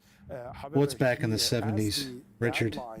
That has been given Sorry, I missed your Donald post. Trump, the President of the United States, so the concerns are extremely Oh, our high hostages, here. yeah. And yeah. then we see in that particularly the intensified attacks on the civilian infrastructure and the energy infrastructures are really complicated. I don't want to see any more dead children. I don't want to see dead civilians. I certainly don't want to see dead American kids coming home in caskets and body bags.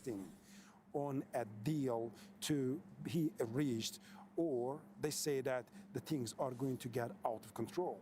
That's possible, Thomas. Bringing up to speed there from the Saudi capital, Riyadh. Let me just bring you a line we're getting from the Reuters news. I mean, what happens if Trump drops a tiny nuke in Iran, right? What do you think Putin's going to do in Ukraine? He's going to drop a nuke. Interception. We were reporting that and then all hell's going to break loose. Of the countries that was hit by missiles, or at which missiles were targeted, the others were the UAE and Kuwait. We're going to go to Mahmoud Abdul Wahid, who's in the Iraqi capital, Baghdad, for us. I understand, Mahmoud, that there have been explosions in Baghdad. What have you been hearing? Rob, this is yet another new wave of attacks, the latest spate of attacks that involved drones and other projectiles that were intercepted by air defense systems. A little while ago, we heard heavy explosions, several explosions across the capital, Baghdad, as the drones and projectiles were intercepted by air defense systems in the skies of Baghdad. These were shot down and scattered. The shrapnels and the projectiles scattered across civilian neighborhoods, killing 2 civilians and injuring several others, also causing material damage to civilian properties, and also a fire broke out in a number of neighborhoods, according to security sources and also eyewitnesses. The target was the Victory camp, or the Victory base. This is a U.S. military base. That's already been emptied, right? Includes a logistic support that belongs to the U.S. Embassy in the capital, Baghdad. Security sources that say that 2 drones fell down, they were shot down, and they caused material damage and fire inside. Didn't we move our troops out of that base? Put them in hotels? U.S. military base. Genius. Now, we understand that this military base has come under multiple attacks. You can say dozens and dozens of drones and projectiles, missile attacks by the Islamic resistance. This is an umbrella group that is aligned with Iran. Since the beginning of the military campaign we by shall US see, and Israel Snork. Against Iran, and specifically since the death of the supreme leader of Iran, Ayatollah Ali Khamenei. And these Iran-aligned armed groups have intensified their attacks against U.S. military facilities, What's up, Brian? including Welcome. also the U.S. Embassy in Baghdad and the General Consulate in Erbil, northern Iraq. And they say that they want an immediate withdrawal of all U.S. personnel and also coalition forces from Iraq. That's Mahmoud Abdul Wahid there talking to us from Baghdad. Thank you very much indeed. Well, the United Nations says no military objective justifies harm to civilian populations. I wish he was locked up, Richard. Statement suggesting that an entire people or an entire civilization may be made to bear the consequences of political and military decisions. There is no military objective that justifies the wholesale destruction of a society's infrastructure or the deliberate infliction of suffering on civilian populations. World leaders have condemned President Trump's statement that a whole civilization will die tonight, including the... Why would they condemn something like that? That's crazy talk. The Iranian civilian population cannot and must not be made to pay the price for the guilt of its government. French Foreign Minister Jean-Noël Barrot said, "I hope that U.S. President Trump does not go ahead with his threat against Iran."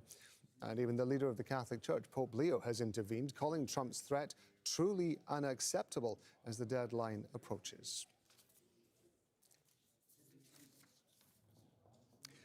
Well, Eli Breimer is a former major in the U.S. Air Force. He's also a Republican strategist, and he's joining us live from Colorado. And here in the studio, I'm joined by Nega Mosavi, a senior non-resident fellow at the Center for International Policy. She's also the host of the Iran podcast. And here in the studio, we have our senior correspondent, Osama bin Javed. Thank you very much indeed to all of you for being with us. Osama, I want to start with you because I want to talk to you about this note that's come out from Pakistan's Prime Minister Shehbaz Sharif, requesting a 2 weeks delay for consultations and for negotiations to continue. What more do we know about this?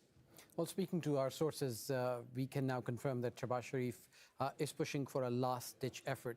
In the last few minutes, there's been a flurry. I wish we can get him out of office right now, Rust. And the foreign minister of Turkey, of Saudi Arabia and Egypt.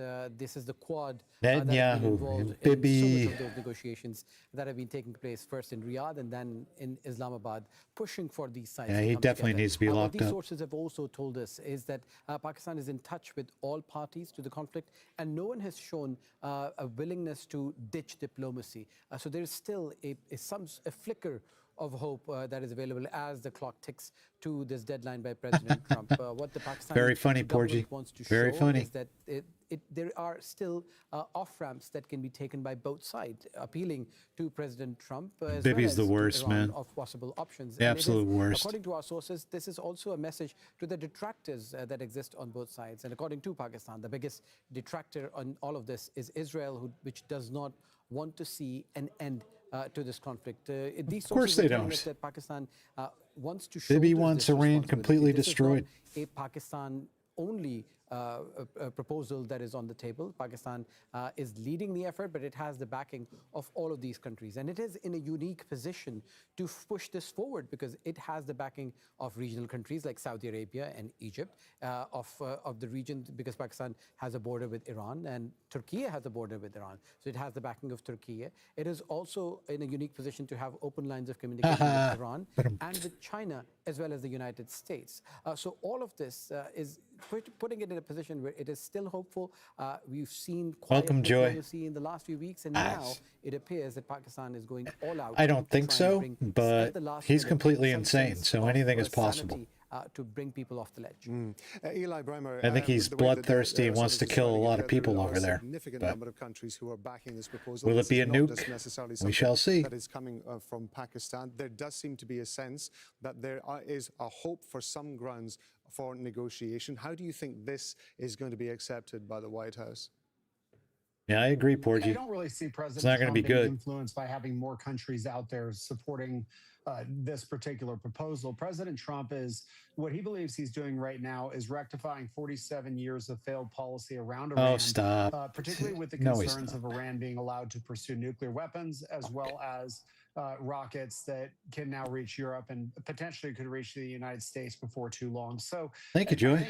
I appreciate you being here. Very likely to if you like the channel, like and subscribe. Going it alone, continuing to pressure the Iranians. That's right. Fully disarm Jeremiah Taco Tuesday. So, I think with other previous presidents, this would have had a bigger impact. Yep. I think President Trump right now believes that he's got the ability to finish the disarming of the Iranians, potentially by taking out their power plants and their bridges. Well, it'll be a while before the Dow gets back to 50,000, probably. Not have the nuclear weapons and the rockets that he has said from the beginning he is going to prevent them from having. Nega Motazevi, the Pakistan. Oh, there's no doubt he's trying to manipulate the market, make money for him and his buddies. In order to make it a goodwill gesture so that negotiations could continue. Given the threats that Iran perceives from the US and from Israel, do you think that it's likely Iran would be open to that suggestion? I don't think so. I mean, Iran is subjected to a war that's unlawful according to U.S. and international law without a vote from the U.S. Congress, without a vote from the UN Security Council, without it's all about the grift. With closest U.S. allies. It's a war that's unpopular inside the U.S. among the at the end of every Trump rainbow is a giant pot of grift. Ally, Europeans, NATO wants a part in this war, and the Iranians feel like they're Hormuz, the Strait of Hormuz card is essentially one of the golden cards that they've played. This is part of a strategy. It's about the only place in this economy there's job openings. The underdog that can't match, of course, the military might of the world superpower, which is the U.S., and the regional power, which is Israel. But at the same time, they have escalated in an asymmetric He was escalated hacked horizontally. They have opened new fronts across the region. They have spread the war outside of their borders. And now with the Strait of Hormuz, they have a chokehold on 20% of global energy, and they've been able to drive up energy prices and really put, transfer some of this. That's all they're about, Porgy. Just trying to own the libs. Then they would put pressure on Washington to end this war. So I don't think they're going to give that up at the beginning. And potentially we're seeing that they want to expand this into even potentially after the war into some form of economic gain as a result of this. Osama, you wanted to come in there. Well, I think it depends on who you speak to. I asked this question with the Pakistanis that, why would Donald Trump, who has amassed all of these troops, who's put himself in this corner, who've upped the ante so much, would back down? And then vice versa with the Iranians, because Strait of Hormuz is essentially their nuclear option, and they've used because Strait of Hormuz is essentially their nuclear option, and they've used it. For them to be able to give that up, they need some real guarantees. And according to Pakistani sources, what they want to tell Iran, that if you want to tell the world that you're in control, you should be able to open it and close it.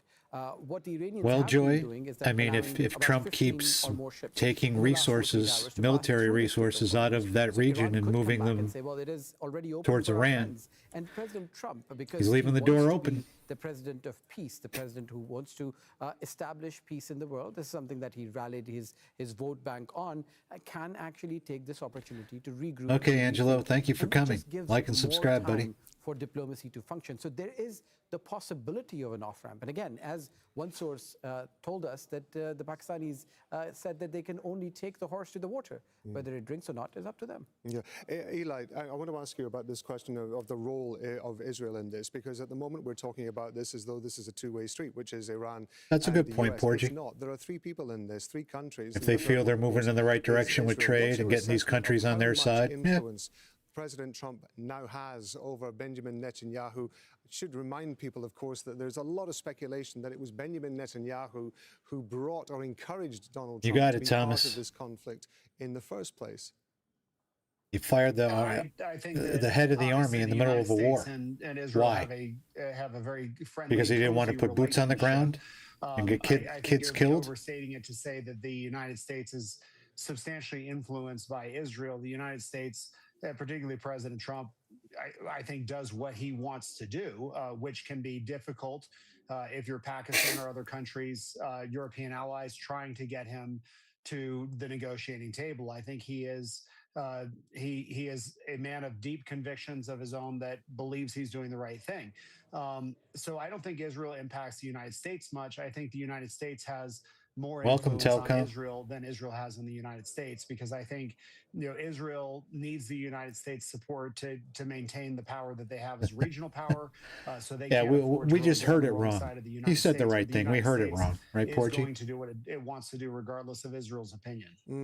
He may change the date again. Briefly, because a short while ago, Iran's military spokesman had vowed to continue attacking U.S. assets and push their troops out of the region. The wave of effective and devastating attacks by the Iranian armed I hear you, Brian. Against the military, security, and economic infrastructure of the Zionist regime in the occupied territories, blowing through a lot of munitions over there. A lot of high-tech, expensive munitions. Take time to build again. To be heavier and more extensive.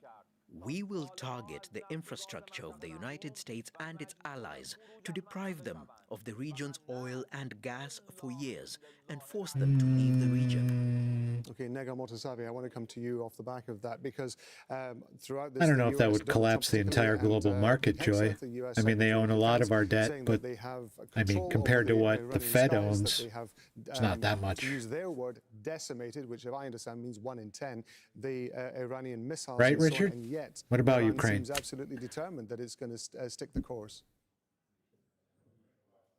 Absolutely. Like I said, they are the underdog, but they're also not a paper tiger, as Benjamin Netanyahu has sold to President Trump. And let's not forget, this war is not just one war. This is, in the Iranian mind, a continuation of the June war. Last year, the 12-day war, essentially the Iranians agreed to a ceasefire, and then the war came back to them or restarted. Telcom, don't make fun of drugs. In a much bigger You can way. make This fun of time, gay the Epstein. Iranians see it Don't as make fun of our existential, drugs. as a battle of survival. Take that shit and they serious have over here. changed their defense doctrine.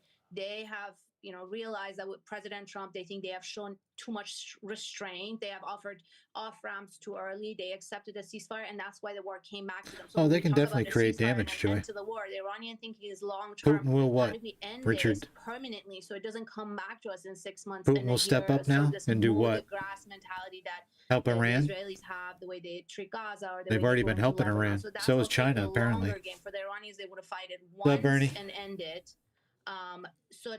Fight it once and end it so that it doesn't come back to them. That's why the issue of guarantees is very important, and that's why they also want to come out of this war in a better shape economically, either with sanctions removal or fee collection. Trump doesn't from give a shit Hormuz about for Ukraine. reconstruction and for That's Biden's essentially war. combating what they have seen This as is a Trump's silent war. over the years. The campaign of maximum pressure is not just military; it's also sanctions that have really crippled the Iranian economy.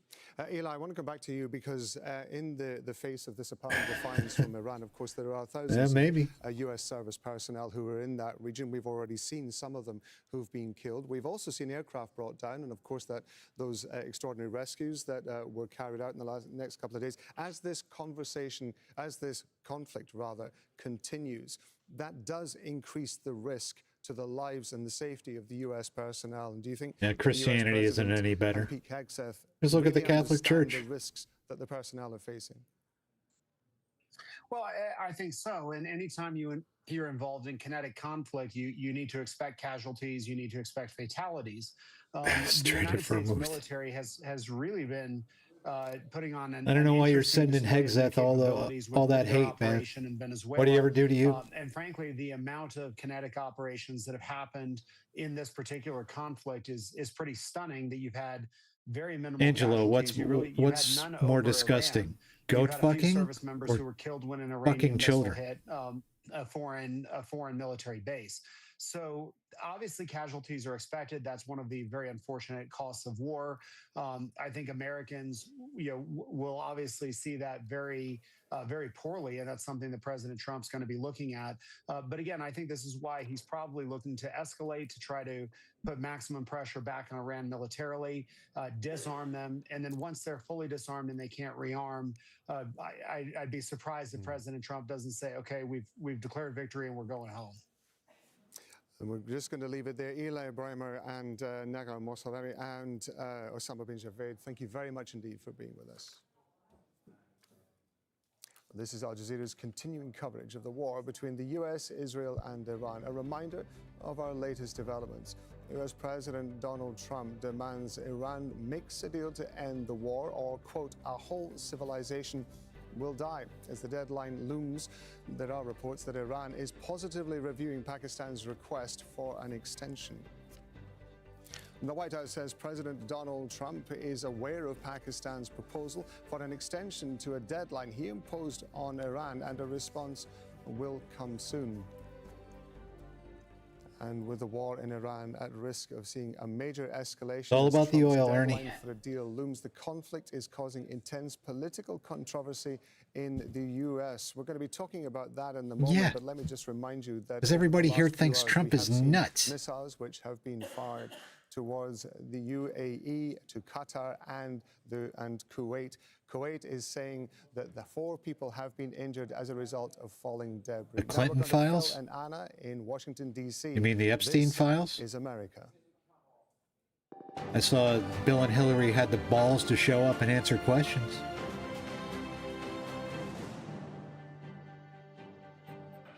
Hello, this is America, where President Trump is warning that an entire civilization will die in Iran. What do the American people make of that? This war Take has lessons from divided this Porgy. country, not just along party lines, but within the Republican Party itself. The polls are there, the numbers are there. Question is, will that Thank make God any for difference Donald. to President God Trump's wants nothing to rationale? do We're with gonna start Donald. digging into that right now with me, Phil Lavelle, and in the studio, my colleague Anna Burns-Francis. Thanks, Phil. As the world waits to see what happens next in Iran, Americans fall firmly divided over the state of their republic.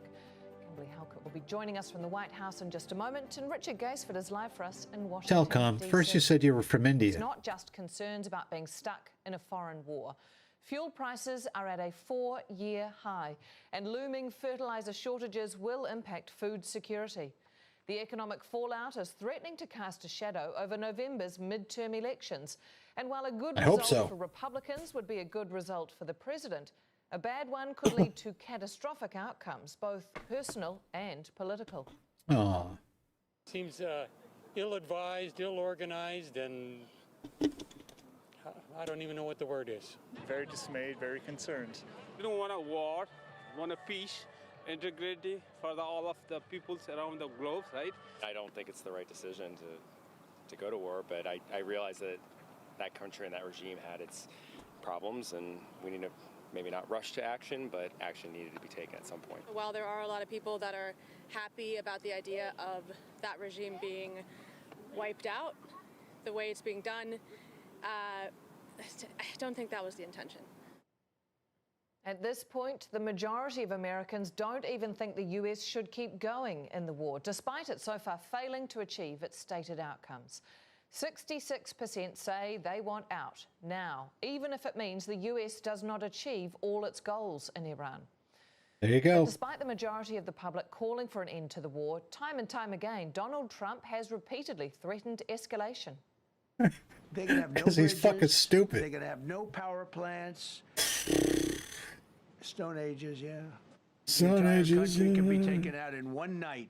And that's Well, why didn't you do it on the first night? We're going Why do you to wait hit them 6 weeks? hard over the next 2 to 3 weeks. We're going to bring them back to the Stone Bring Ages them back where they to the belong. Stone Ages where they belong. That same Ipsos poll we just showed you found 60% disapprove of US military strikes against Iran. While Republican support stays strong, the number of Democrats in favour is in the single digits.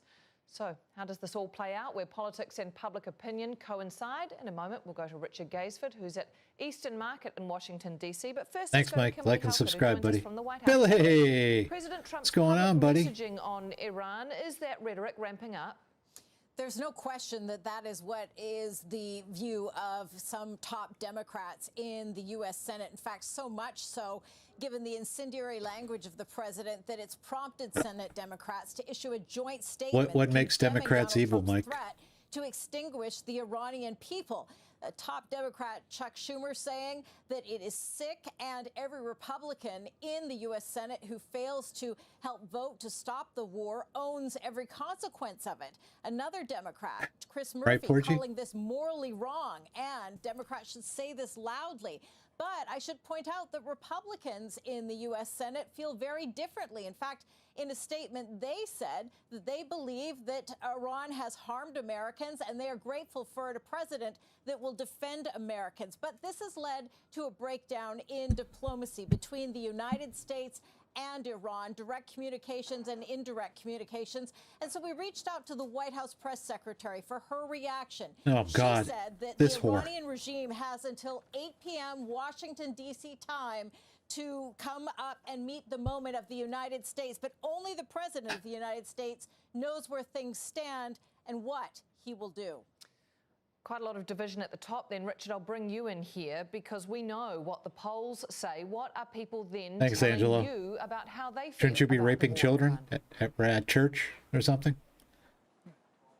Yeah, it's been absolutely fascinating these last few weeks, being here in Washington, traveling outside of the Capitol, talking to people about their feelings around this war. For so many of them, and I would say that it is based on party lines, who they voted for as president at the last election. There are those who are deeply concerned. What about bombing schools in other countries, Mike?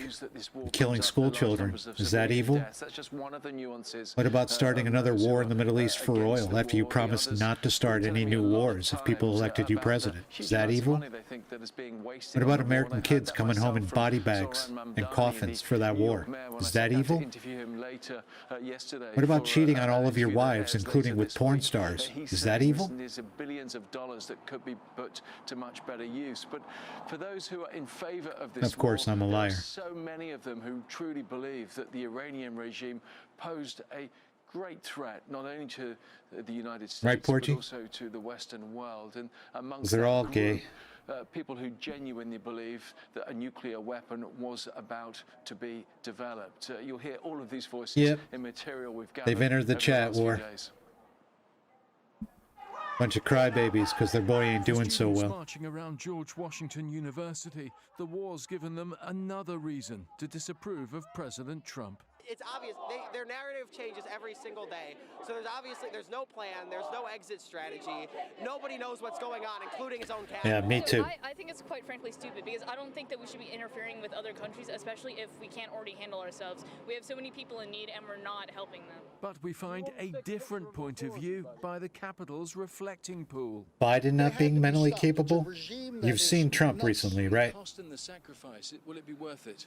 You hear the words that he's saying, right? Absolutely. Yeah, we're on board. Right, Wilbert? And if it means high costs and a high loss of life, would you still be on board? Such as the nature of war. I would say it's worth the cost. It's an investment in the future. The cherry blossom in the nation's capital is a sign of renewed growth. But at the annual Kite Festival, it's clear how tangled public opinion in the country has become. Yeah, I know, What message Curtis. are you getting that makes you think that the war is the right thing? It's going to end Remember up being a that in safer world November, after Mike. It's all said and done. I feel that. I believe that. What do you think about the war in particular? Do you Thanks, think this Angelo. country should be in it? No. No, I mean, we keep going back to the Middle East for some reason. We seem to really like it, but I don't think anybody here likes it. Youth competition is just getting ready to start. So what's set out as a supposedly simple task in Iran... Oh, it's going to be a blast, Porgy. ...anything but child's play. Well, there's a real warmth of spirit here in Washington, but also a chill wind blowing through the city. People are really concerned about the direction this war is taking and who really is in control of it. Now, there's concern about the cost Psychopaths of are in control shooting of it. up, with dramatic rises in the price of fuel, a metric that's known to affect people's decision at the ballot box. A prolonged war with associated costs likely to affect Republican prospects in the midterm elections. What about this voter November. ID? I think there is a big divergence in opinions on where this country is going right now. But I think that one of the Yeah, it wasn't on the concerns ballot. of the country is that we No will More look at- Wars was on the ballot. Lower prices on day one was on the ballot. Ending the war in Ukraine in 24 hours was on the ballot. I am not a fan of the war. I'm not a fan of anything that's going on in the United States today. Very dismayed, very concerned. The war means change is in the air, forcing people to focus on their worldviews. Explain, Angelo. Richard Gaisford, Al Jazeera, Don't just make statements. Back it up. Right, let's take a closer look at those Explain your deeper position. divisions over the war in Iran. Back to Phil in the newsroom. Yeah, polls and polarization. No, two not a words sign that are holder. at the I heart was of how that the the last one, American though. media is covering Filming this. Remember, content. the American public It's on my largely site. Like and against subscribe, Iran's Mike. nuclear ambitions, Find but your balls. ending those, what that looks Like and subscribe. That is what is splitting people. So let's start with CBS News, because CBS has really been looking at those numbers that we've just been talking about. And their analyst here was talking about the Right, MAGA Mr. side, Booksy? Make America Great Again That's what side Trump of the promised, and the Rubes fell for it. It is typically against any foreign involvement or involvement in foreign wars. That is a key election Yep, promise Curtis. that Donald Trump fought on, but it's also very defensive of President Trump. And here's what this analyst had to say about how MAGA feels. This is something that wasn't necessarily what they expected during the 24 campaign, but how are they receiving it now? That positive rating Trump is in a part raging due, lunatic, and maybe Jeffrey. this isn't a surprise for that MAGA base, to their strong support and confidence in the president.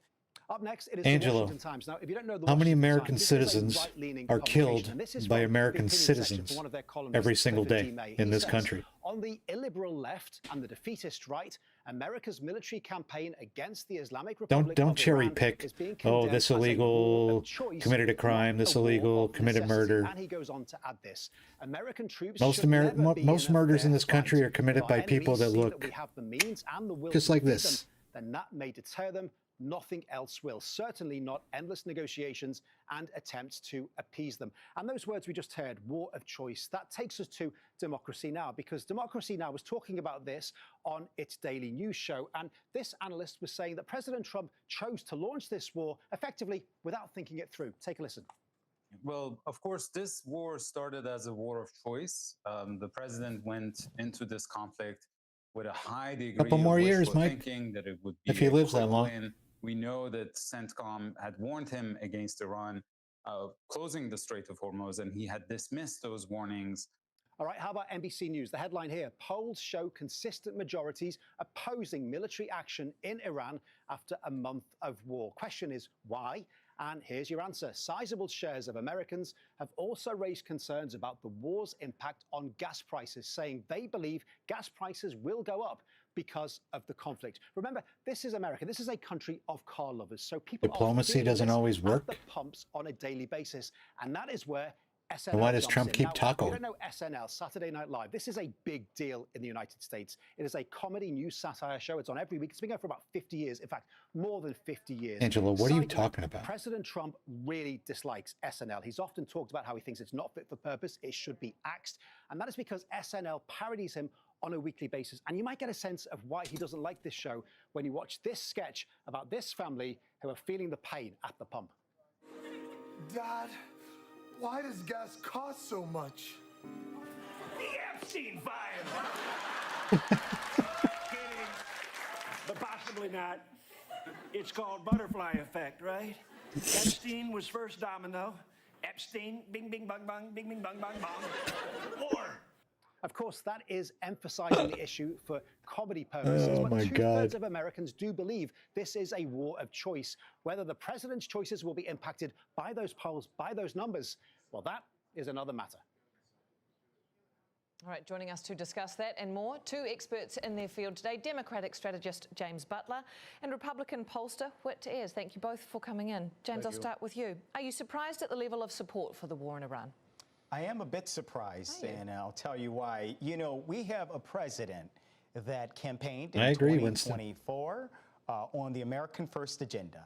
And as a basic tenet of that American First agenda was no new wars.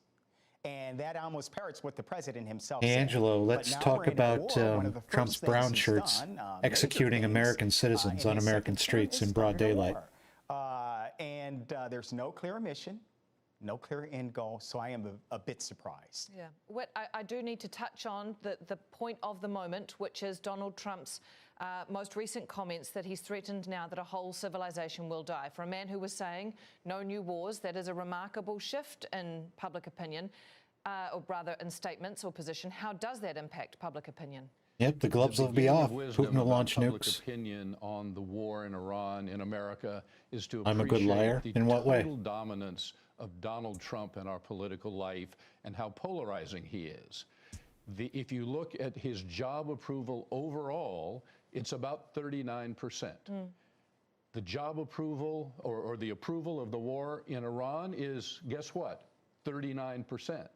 So I'm talking the about people ice, Lone who Wolf. like Donald Trump, trust his judgment, think he has America's This best isn't a interests war. at heart. Okay, are Mike. For the war. The people who don't like Donald Trump, don't trust his judgment, and think he has only his personal interests at heart are against the war. Self-defense, It's my almost ass. a one-for-one relationship. You're out, Angelo. Is there any way that that momentum or that swing can shift or change over time, especially when we see the president himself shifting his opinion, the seesawing over whether it's a negotiation or it's moving to an escalation? And it will. What I think you're going to see, and most Americans are probably already seen, if you drive a typical combustion automobile, you're seeing the pain points at the gas pump. And I don't think this can be ignored. I think if the war literally was to stop today, those economic impacts would reverberate to Americans up until November. I think it's political suicide to have started a war during an election year, midterms, and I think it will come at a great cost to the president. What I also will think you will see is not only Americans feeling that pain point at the gas pump, they're seeing heating their homes is costing more, food is costing more. They're seeing that the president Nobody cares about Khomeini. Promises. So now on top of that, you have a war, and that I believe will run until November. And I think if he tries to end it earlier, I think the Iranians, being very, very understanding of U.S. Politics, they're going to try to drag it out to ensure that they get to at least poke Donald Trump in the eye one last time. James has used the phrase political suicide. Is it political suicide to have begun this war? Anna, Republicans are going to stick with Trump for the most part on the war because they're for him, they voted for him, and they continue to support him. Democrats have never been for him at all. Where the gas prices hurt most is the independents who used to vote Democrat. Oh, Republicans don't care about gas prices? In part to bring That's strange. down the They cared about him a inflation couple of years that ago. plagued us during the Biden years. So it's the independents who have gone south on him and gone south on the war, primarily, I think, because of the inflationary effects on gas prices and other things. I want to pick up on that point there, because when we look at the Republican movement, there are so many different layers to it. And if I can pick up on this, Donald Trump has used a confusing and conflicting range of descriptions for the Iranian people in this conflict. And MAGA is easily triggered. Mr. President, how would it not be a war crime to strike Iran's radius power? Because they killed 45,000 people in the last month, more than that. It could be as much as 60. They killed protesters. They're animals. They are animals. When we hear phrasing like that from the President, Whit, does that do anything to shift the movement or the feeling amongst just one group of people, just Republicans or just independents? It doesn't really do a lot among Republicans because they've come to dismiss the president's phrasing and exaggerations over many years. Where it does hurt is the same place where inflation hurts, and that's among the independents. He's lost about half of the support among independents that he had in the 2024 election, and that's a problem for the midterms. Yeah. You're both thinking that midterms actually are a much bigger problem. We've had previous guests on who've said they're so far away. But, James, you seem to think that what is months away is actually an immediate problem. I do. Americans typically have very short-term memories, as you know, Anna. But I definitely think the impact will be so lasting that it will take us to Who's lying, Robbie? Like I said, if you literally ended the war today, still, gas isn't going to automatically go down. Those What's your point, economic Mike? impacts are going to reverberate. Also, too, I think we've got to keep this in mind. It's maybe a bit safer now, but if we go in and we do some things that are, constitute war crimes or whatever, that looks bad. And you're going to have, by and large, you've got support from, Republican candidates on the ballot this coming November for Donald Trump. But what I do believe you will see, they will distance themselves if he goes in there and does something silly like commits a war crime. And he's talking about that. We are actually already seeing that, right? Because we have seen today Republican lawmaker currently sitting, Marjorie Taylor Greene, coming out and calling for the 25th Amendment to be invoked. Americans, of course, do get a lot of their public discourse from the likes of not just their lawmakers, but of course social media influencers that I'm thinking Mike's of the trying likes to make of a point. Alex Jones, perhaps, and I we don't have know what it seen is. him make some comments around that today. Whit, how much do those sorts of comments from the likes of big social influencer accounts, from the likes of very popular lawmakers, play into that public discourse and opinion? They've had almost no effect on MAGA voters. In fact, if you separate the MAGA Republicans from the traditional Republicans, MAGA Republicans are even more supportive of the war in Iran than traditional Republicans because Which they makes are no going to sense. support whatever Donald Trump believes Right, and wants because to do. there's this, Can I because say they all have Democrats Trump are also, derangement though, syndrome. echoing some of this public opinion. I think we have a clip here of Chuck Schumer because he's saying the escalation is not what the public wants. Enough is enough. The American people do not want a war with Iran that has no end. They do not want to see our troops deployed again and again to the Middle East, and they don't want to just have a knot in their stomach every time they pull up to the gas pump, and soon enough the grocery store as well, because of the higher prices caused by this war. It must come to an Mike, have you subscribed yet? Now, I want to get sort You're of spending a lot of time here. You might as well subscribe. Because polling shows both sides, majority oppose boots on the ground in Iran. So they sort of appear to sit on the same sideline here, but perhaps for different reasons as to why they don't want boots on the ground. Yeah, maybe they will. Cynical. Anna. One thing that I think we can all agree with that I won't be here. I'm going to do maybe one more hour, then I'm out. Iran is a threat. But now what we did have, we had Operation Sledgehammer that took place in June of 2025. We were assured by this administration that Iran was crippled, that its nuclear ambitions were crippled. And some experts actually would have opined that, in fact, Iran's nuclear capabilities at that time, post-Operation Sledgehammer, were probably 7 to 10 years behind their capabilities of forming a nuclear weapon, and certainly, you know, an intercontinental ballistics nuclear weapon. So we know that Iran was a threat, but I also think that most Americans oppose boots on the ground and oppose, you know, things like Donald Trump is saying that we're going to take out the vital infrastructure. That is true, Porgy. Infrastructure. So I do he think hired illegals they're for different reasons. And I think I hope I'm getting to the heart of your question, because it seemed a bit nuanced in like I'm describing it. So you let me know if I am. No, I think you have answered it. And no, I will give you no spine, a no right of morals. reply just quickly if you would like to touch on that, because it is tricky, right? That you can both sides, Republicans and Democrats, say they don't want to see this escalate, but perhaps because they have different feelings about why in the first place. Americans are still scarred by the wars in Iran and Iraq. And a lot of Americans who would otherwise believe in American force abroad do not want to see American men and women in combat. Mike is trans? No Oh, matter which jeez. side of the war you're on, social media debate Trump's not going to like that, fired Mike. up over the president and his choice of actions. Here's Alex Baird. Which way are you transitioning, Mike? Because of public opinion. To a man or from a man? Poll after poll, plummeting support for the Iran war, slumping approval for the president, more slumping approval, and a growing split across a very polarized American society. A society increasingly facing the reality of this. Social media feeds filled with the violent reality of war.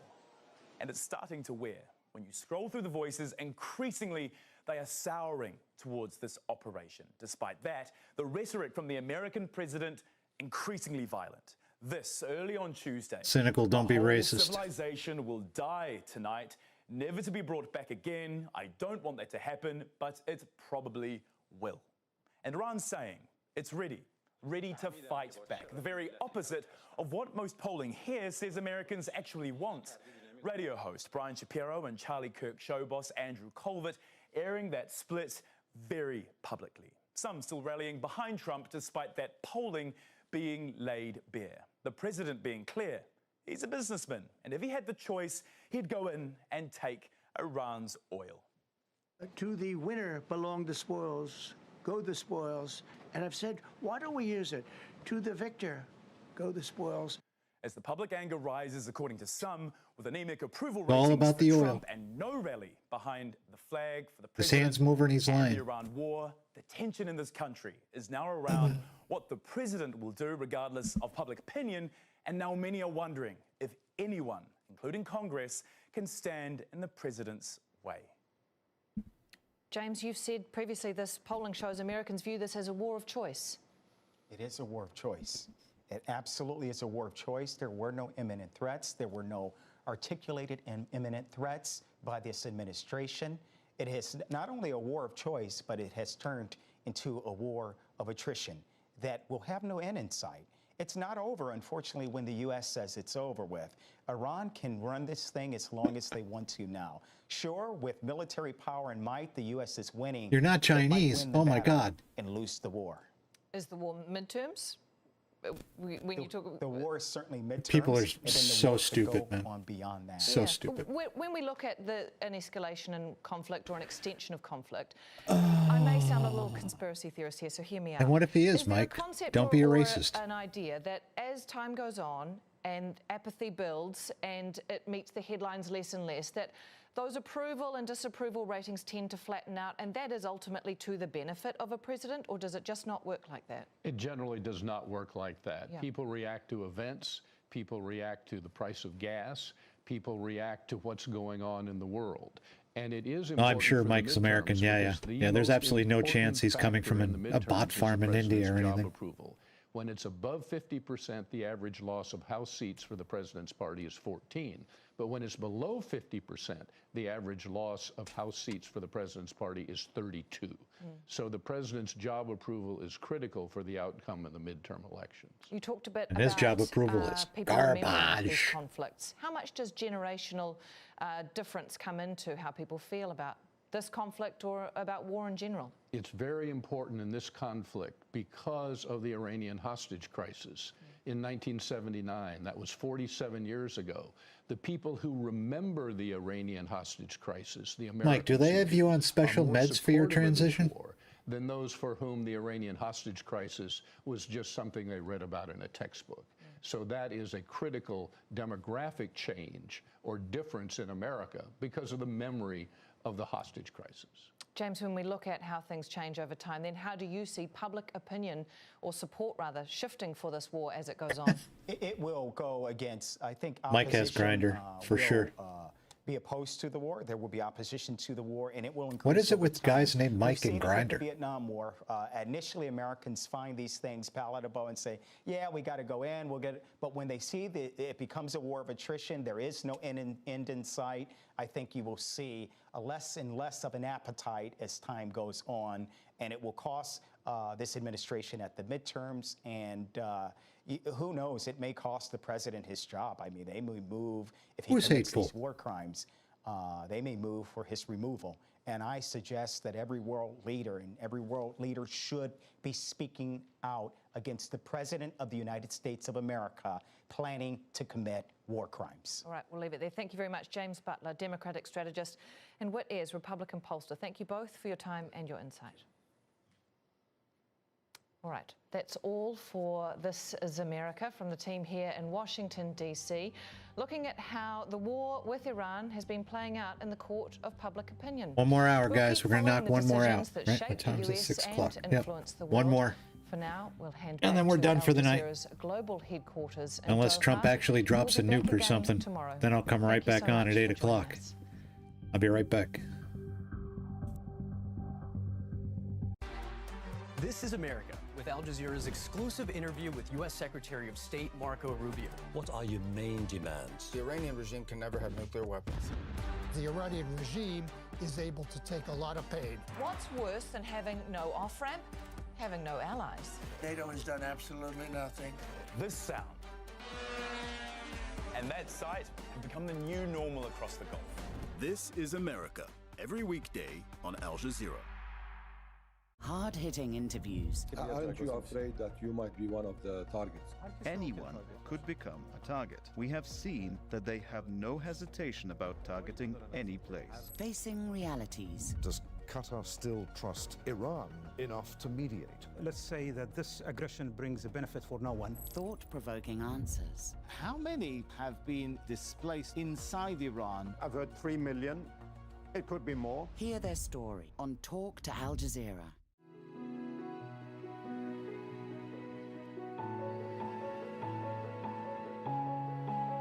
Al Jazeera, wherever you are.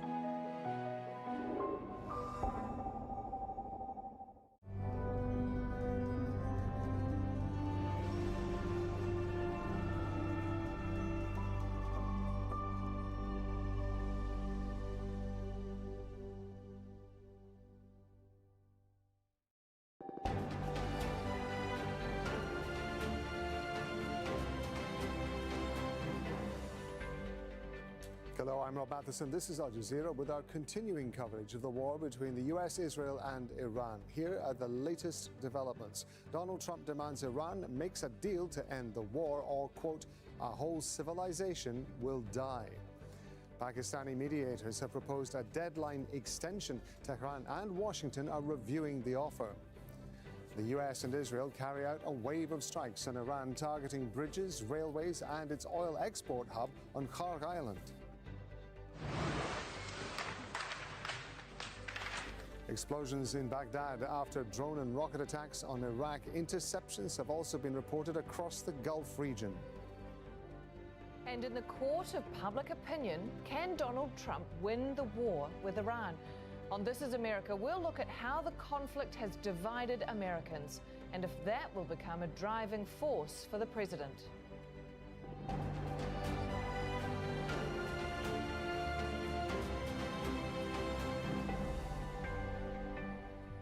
A whole civilization will die tonight. The US president's warning to Iran unless an agreement is reached to end the war and reopen the Strait of Hormuz. He's such a stable genius, isn't he? With less than 2 hours to go before Donald Trump's deadline, there is hope for a pause in fighting. Pakistan says it's asked Donald Trump to extend his deadline by 2 weeks. And in the last few minutes, Iran's ambassador to Pakistan says talks have taken a step forward. US media, quoting the White House, say that Trump is aware of the proposal and his response will come soon. But in capitals across the region, explosions have been heard. Qatar, the UAE, and Kuwait say they've intercepted missiles and injuries have been reported. There's been a rocket attack in Iraq, and Bahrain says its main port is going to cease operations in the coming hours. Still, a defiant Iran vows to deal with infrastructure. Yeah, I got rid of him, Porgy. He's gone now. And its regional allies, quote, in a way that will deprive them of the region's oil and gas for years. The wave of effective and devastating attacks by the Iranian armed forces against the military, security and economic infrastructure of the Zionist regime in the occupied territories and centers associated with the criminal America in the region will continue to be heavier and more extensive. You guys can take the piss out of each other all day, I don't care, but when you start getting racist, to deprive them of the I'm going to kick you out. oil and gas for years and force them to leave the region. Now, we were correspondents in Baghdad and in Doha, Washington, D.C., and in Tehran. We're going to start in the Iranian capital with Mohammed. It's possible, Christine. Mohammed, let's talk about these welcome, reports of a welcome to the chat. Pakistan Welcome to the stream. To extend the deadline. What more do we know? Here in Tehran, there is no mention of that progress except for that short tweet by the ambassador in Islamabad. That's where the news should come from regarding the negotiations. But here in Tehran, all the leaders, both political and military, are speaking in one voice, which is a voice of defiance. At the same time, they say if you like the channel, consider subscribing. They are also ready for war, and they are waging that war. Ryan, as we speak, they are Operation Epstein Fury, buddy. Epstein Fury. Targets across the region, and in terms of how they perceive or see what's going on, I have this statement by the Iranian Vice President Mohammad Reza Arif. The government has taken necessary measures in detail for all scenarios. National security and infrastructure stability are part of our precise calculations. There is no threat that exceeds the level of our readiness and supervision. So that's the message here. Ready for peace, but also more even ready for war. And that's also reflected in the military, as I said, and in the statements by the politicians. They are saying that they still have the capabilities to continue this war, and that they're not ready to compromise on the sovereignty of Iran and its status of respect among nations. They think that the points that they have pushed to the intermediaries. Yes, he does, Ryan. Always. What Iran needs, and they're going to continue this war until there is a response, a favorable response to their demands that they have pushed to the Pakistanis over the last few days. Okay, let's move west from Tehran. We're going to go to Washington, D.C., and let's bring in Mike Hanna. So what are you hearing there about any sort of response to Pakistan's request? Well, we haven't heard any formal response as yet from the White House. The president did reportedly speak to a reporter from a U.S. news network in the last hour. All we have is the paraphrasing of that particular conversation, in which the reporter said that he wasn't going to put odds on it, referring to President Trump and referring to possible. What are you trying to say, Richard? I don't get it. However, he quotes Trump as continuing to say, if we get to that point, there's going to I think be he will taco Christine. They have not seen. We also heard earlier from the White House press secretary, and she said the Iranian regime has until 8 p.m. Eastern time to meet the moment. It's Scientology for Republicans, with the United States, and perhaps summing it all up, only the president knows where things stand and what he will do, or what he will do. King Taco. We appear to have lost our feed to Mike there in Washington, D.C. We're going to go back to Mohammed Val in Tehran. Talk to us about how Iranians are reacting to these threats from the White House and from the U.S. Regular people have been to the streets during the day and also during the night. We have seen them doing that many times during the nights since the beginning of the war. But tonight we have seen more people. Yeah, the 25th Amendment's not coming. Even come with their children. The USA president is stupid. To show that every Iranian, regardless of age, are concerned with what's going on and they are ready to defend the nation.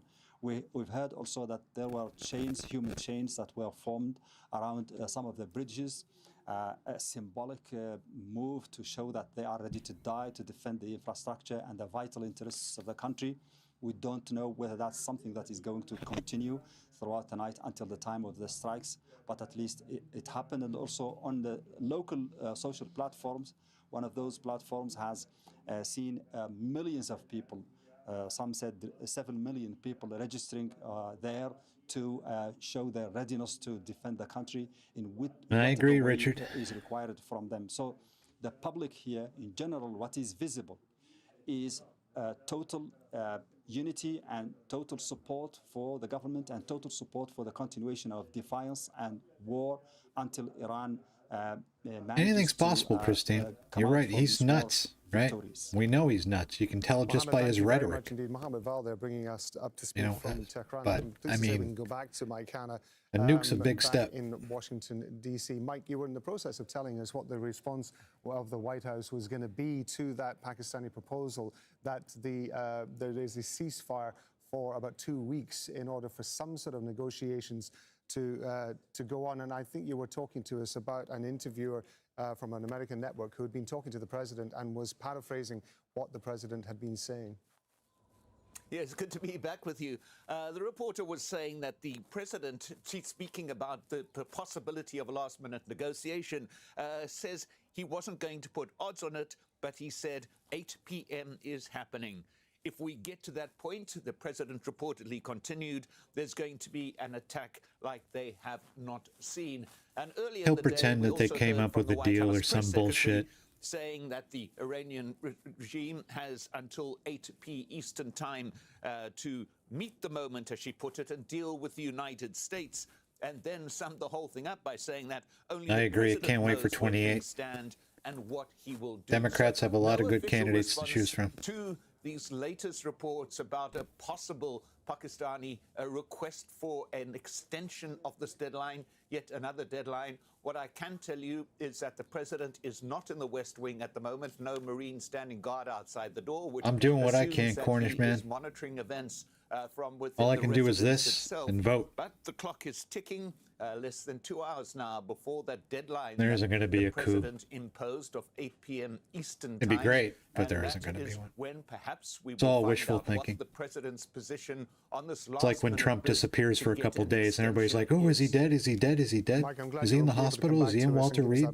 No, there he is, golfing. Mike Washington, D.C. Thank you very much. We're going to go to Axel Zaimovich live for us here in Doha. We were mentioning earlier there have been explosions across capitals in the region, Qatar, the UAE, Kuwait, all saying that they've intercepted missiles. Just bring us up to speed with the latest, what's been happening in Qatar and the wider Gulf countries. Yeah, he admitted it, Porgy. Well, loves stupid right. people. Loves hanging out with losers. Qatar's Ministry of Interior, they said they are closely join in, Cornish man. Let it fly. The interception of those Iranian missiles just a few hours ago. What we understand that a residential house was hit by one of the falling debris, and 4 people have been injured, including a child, and now they are receiving medical treatment. So that happened in a very central area in an established. You need his cabinet, Richard. You need his cabinet to Doha, come out for the 25th, and they're not going to do it. Where I'm standing right now. So authorities once again are urging everybody. There are urging no the public Republicans to with any try to balls stay in away Washington. from the locations of the impacted site. If they see any falling debris, if they see any elements, unknown elements, to start immediately reporting to the authorities. And during the night, we've seen a large military activity across the region. In the United Arab Emirates, they also, officials they're reporting they're dealing with a large number of missiles and drone threats.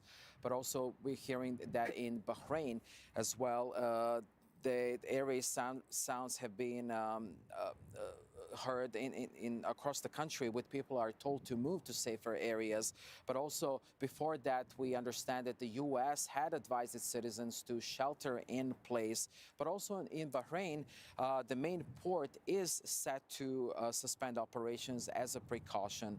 In Kuwait as well, authorities are urging residents to stay indoors starting from midnight to early mornings as a safety measure. But what we're seeing right now is the region on edge, because we're just a few hours left before the deadline. The U.S. President Donald Trump imposed on Iran, saying that the Strait I think of Hormuz some needs love to him, be Cornish fully man. reopened. I think some are afraid of him. But I think most of them kiss his ass because he knows he has a lot of sway with primary Republican voters and voters that they need to stay in power. The MAGA crowd. He's got the MAGA crowd.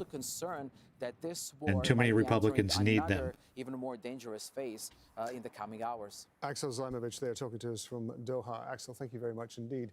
Ilya Burmer is a former major in the U.S. Air Force. He's also a Republican strategist. Yes, they did, Jimmy. He's joining us live from Colorado. Our senior correspondent, Osama bin Javed, is here with me in the studio. Gentlemen, thank you for being with me once again. Osama, I want to come to you because I want to talk Trump's balls to you are about a this shriveled up mess, just like him. He puts makeup on them too. Shehbaz Sharif. Just for viewers who may be just joining us, just give us an upsum of what we know is in this.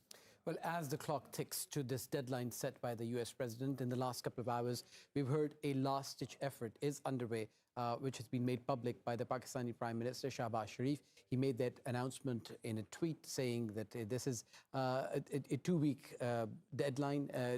The deadline needs to be extended by 2 weeks by the United States, and in turn, as goodwill, Iran Why not? Could open. Let's create more economic destruction in this country. Positive signs from both sides. Go for it. I spoke to a source in Pakistan who told me that this is the effort that they have been doing behind closed doors for the last few weeks, and because the rhetoric was becoming more and more towards an escalation, that they needed to make this public. They needed to address the detractors. Yeah, it was the guy who came after Gingrich, right? On both camps, in Iran and in Forget the guy's DC. name. And they want to tell the world that there but you are are right, Jimmy. off-ramps available. According to these sources, Pakistan is trying to play the role. I can picture him in my mind. I can't remember his name, though. At its own behest, but it has the backing of regional powers. It is strategically placed right off of the Strait of Hormuz, so it is a neighbor of Iran, has an open line of communication with Iran, is also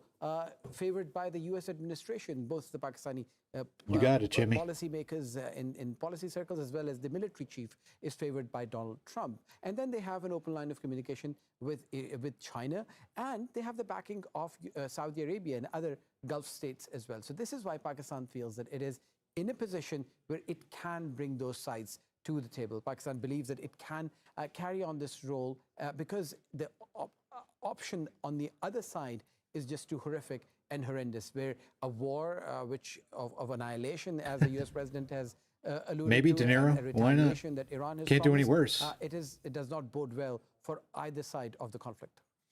Eli Breimer, so Mike Hanna, our correspondent in Washington, D.C., was describing to us earlier an interview that an American journalist had been able to have with President Trump, who didn't appear to be particularly optimistic about the chances of a last-ditch effort at a ceasefire. He said he was going to have a look at it, and that's as much as we know at the moment. Do you think that it is fair to say that the president has committed himself so much to this that it is going to be almost impossible for him to try to look at any sort of ceasefire negotiation?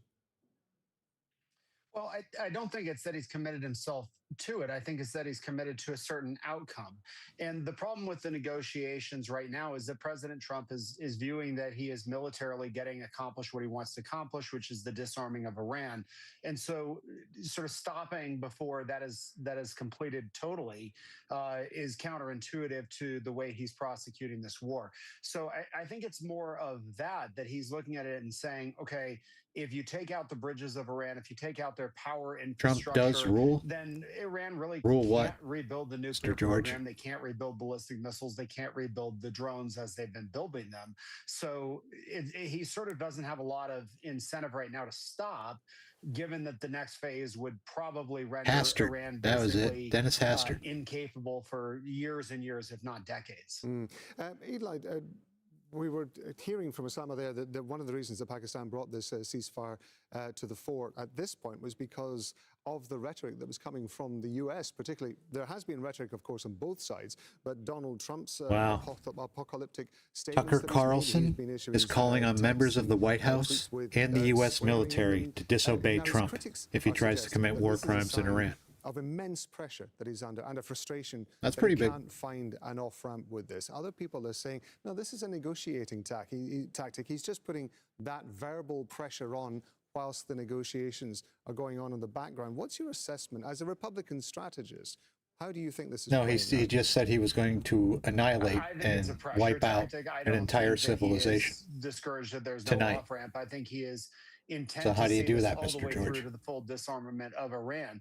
And if you look at it, Iran's rhetoric has been, incredibly hyperbolic as well. Although there's really nothing to back it. They're talking about, bringing hell down on the United States, and yet, what they can do is they can launch some missiles. Some of them get through. They can launch some drones. Some of them get through on their neighbors, who now are frankly getting very fed up with them. So I think it's more hyperbole from President Trump. I think it's more style to show the Iranian leadership that he can act. Style? He can act very brazenly as well. Psychopathy is now style. He sent a message when the negotiations were going south before. I predicted that would lead to armed conflict, which it has. I think he's sending a message that he is deathly serious. Come on, what, Mr. George? They shall disarm. They shall give up their nuclear ambitions. You saw his tweet, right, from this morning? Or there will be dire consequences. Billy. We're not just, of course, talking about two parties in this. We're not just talking about Iran and the US. We're also talking about Israel. Where you been, Billy? Although Israel doesn't really get a lot of press at the moment for some reason. There's not a lot of focus. Yeah, it's funny. Not a lot of people complaining about Israel, and yet right? There seems to be a general consensus. I wonder why. That it was Benjamin Netanyahu who encouraged Donald Trump to be part of this and to some extent led him into this conflict. If the US and Iran are having these negotiations, do we have indeed any indication, perhaps from Pakistan, how they view Israel's position in this and whether or not the US is able to speak for Israel? Well, what you just described is not just speculation and analysis. This is the sound and the reverberation that is coming from the Trump base. You're hearing MAGA voters and recognizable voices. Mr. George, voter base saying that did you see Trump's Truth Social post from this morning? By Israel, if you look at the way that the region is treating it, and like and subscribe. Pakistanis are concerned, they call Israel the biggest detractor of all, that the Israelis do not want peace. They want a protracted war. They want the Saudis and the Emiratis and the Qataris and the Kuwaitis to be at war with the Iranians. This is, according to them, the message that they've been carrying. And don't forget that in the last few hours, there's been a flurry of diplomatic activity. Netanyahu's probably worse than Trump. He's the real president of the United States. Between the Turks, the Egyptians, you got it right, Cornish man, and the Saudis in the last hour or so. Because as this clock ticks, as this very serious threat comes from the US president, I think that the region is bracing itself that what is going to happen next. You have to remind ourselves that what is at stake here. There's a combined 170 million people who are waiting with abated breath of this strategy of annihilation all dependent on the words of one man. That was the wrong thing to say, Mr. George. I believe that the U.S. has the power to rein in Israel as well. If the United States decides that it is going to call it off or it's going to go for a pause. It is terrifying, Cornishman. I mean, we joke around and hear about it a little bit, but now he has to make that call. If nukes start flying, we're all fucked. Is not just empty rhetoric by both sides. What the Iranians and the Israelis and it'll really suck because I'm getting ready to retire. Nuclear sites and get away with it. What the Iranians have proven is that they and then I'll be dead. Hitting critical infrastructure affiliated with the West, as they call it, and hit it time and time again, whether it's Kuwait or United Arab Emirates or Qatar or Saudi Arabia. And they've also been able to continue to hit Israel, including its nuclear research facilities. So it is a very real threat that is on the table. It is, this region has not seen this level of being on the brink, on the precipice of a conflict that could spiral out of control. You're hearing I don't know, Cornishman. Ministry say that you would hope so. And taking you back to where it all started, the Qatari Foreign Ministry spokesman said today Mr. George is leaving. Everybody say goodbye to Mr. George. Launched its war on Gaza. Bye. Like and subscribe, Mr. George. Like and subscribe. That if this escalation goes unchecked, then it'll go to a Poor point guy. where nobody I feel bad will for be able to scale. I miss him already. Eli, I want to come back to what you were mentioning before about the aims of the US within this conflict. Now, you said that the primary aims had been to remove Iran's ability to develop its nuclear program and to get rid of the threat from its missile program.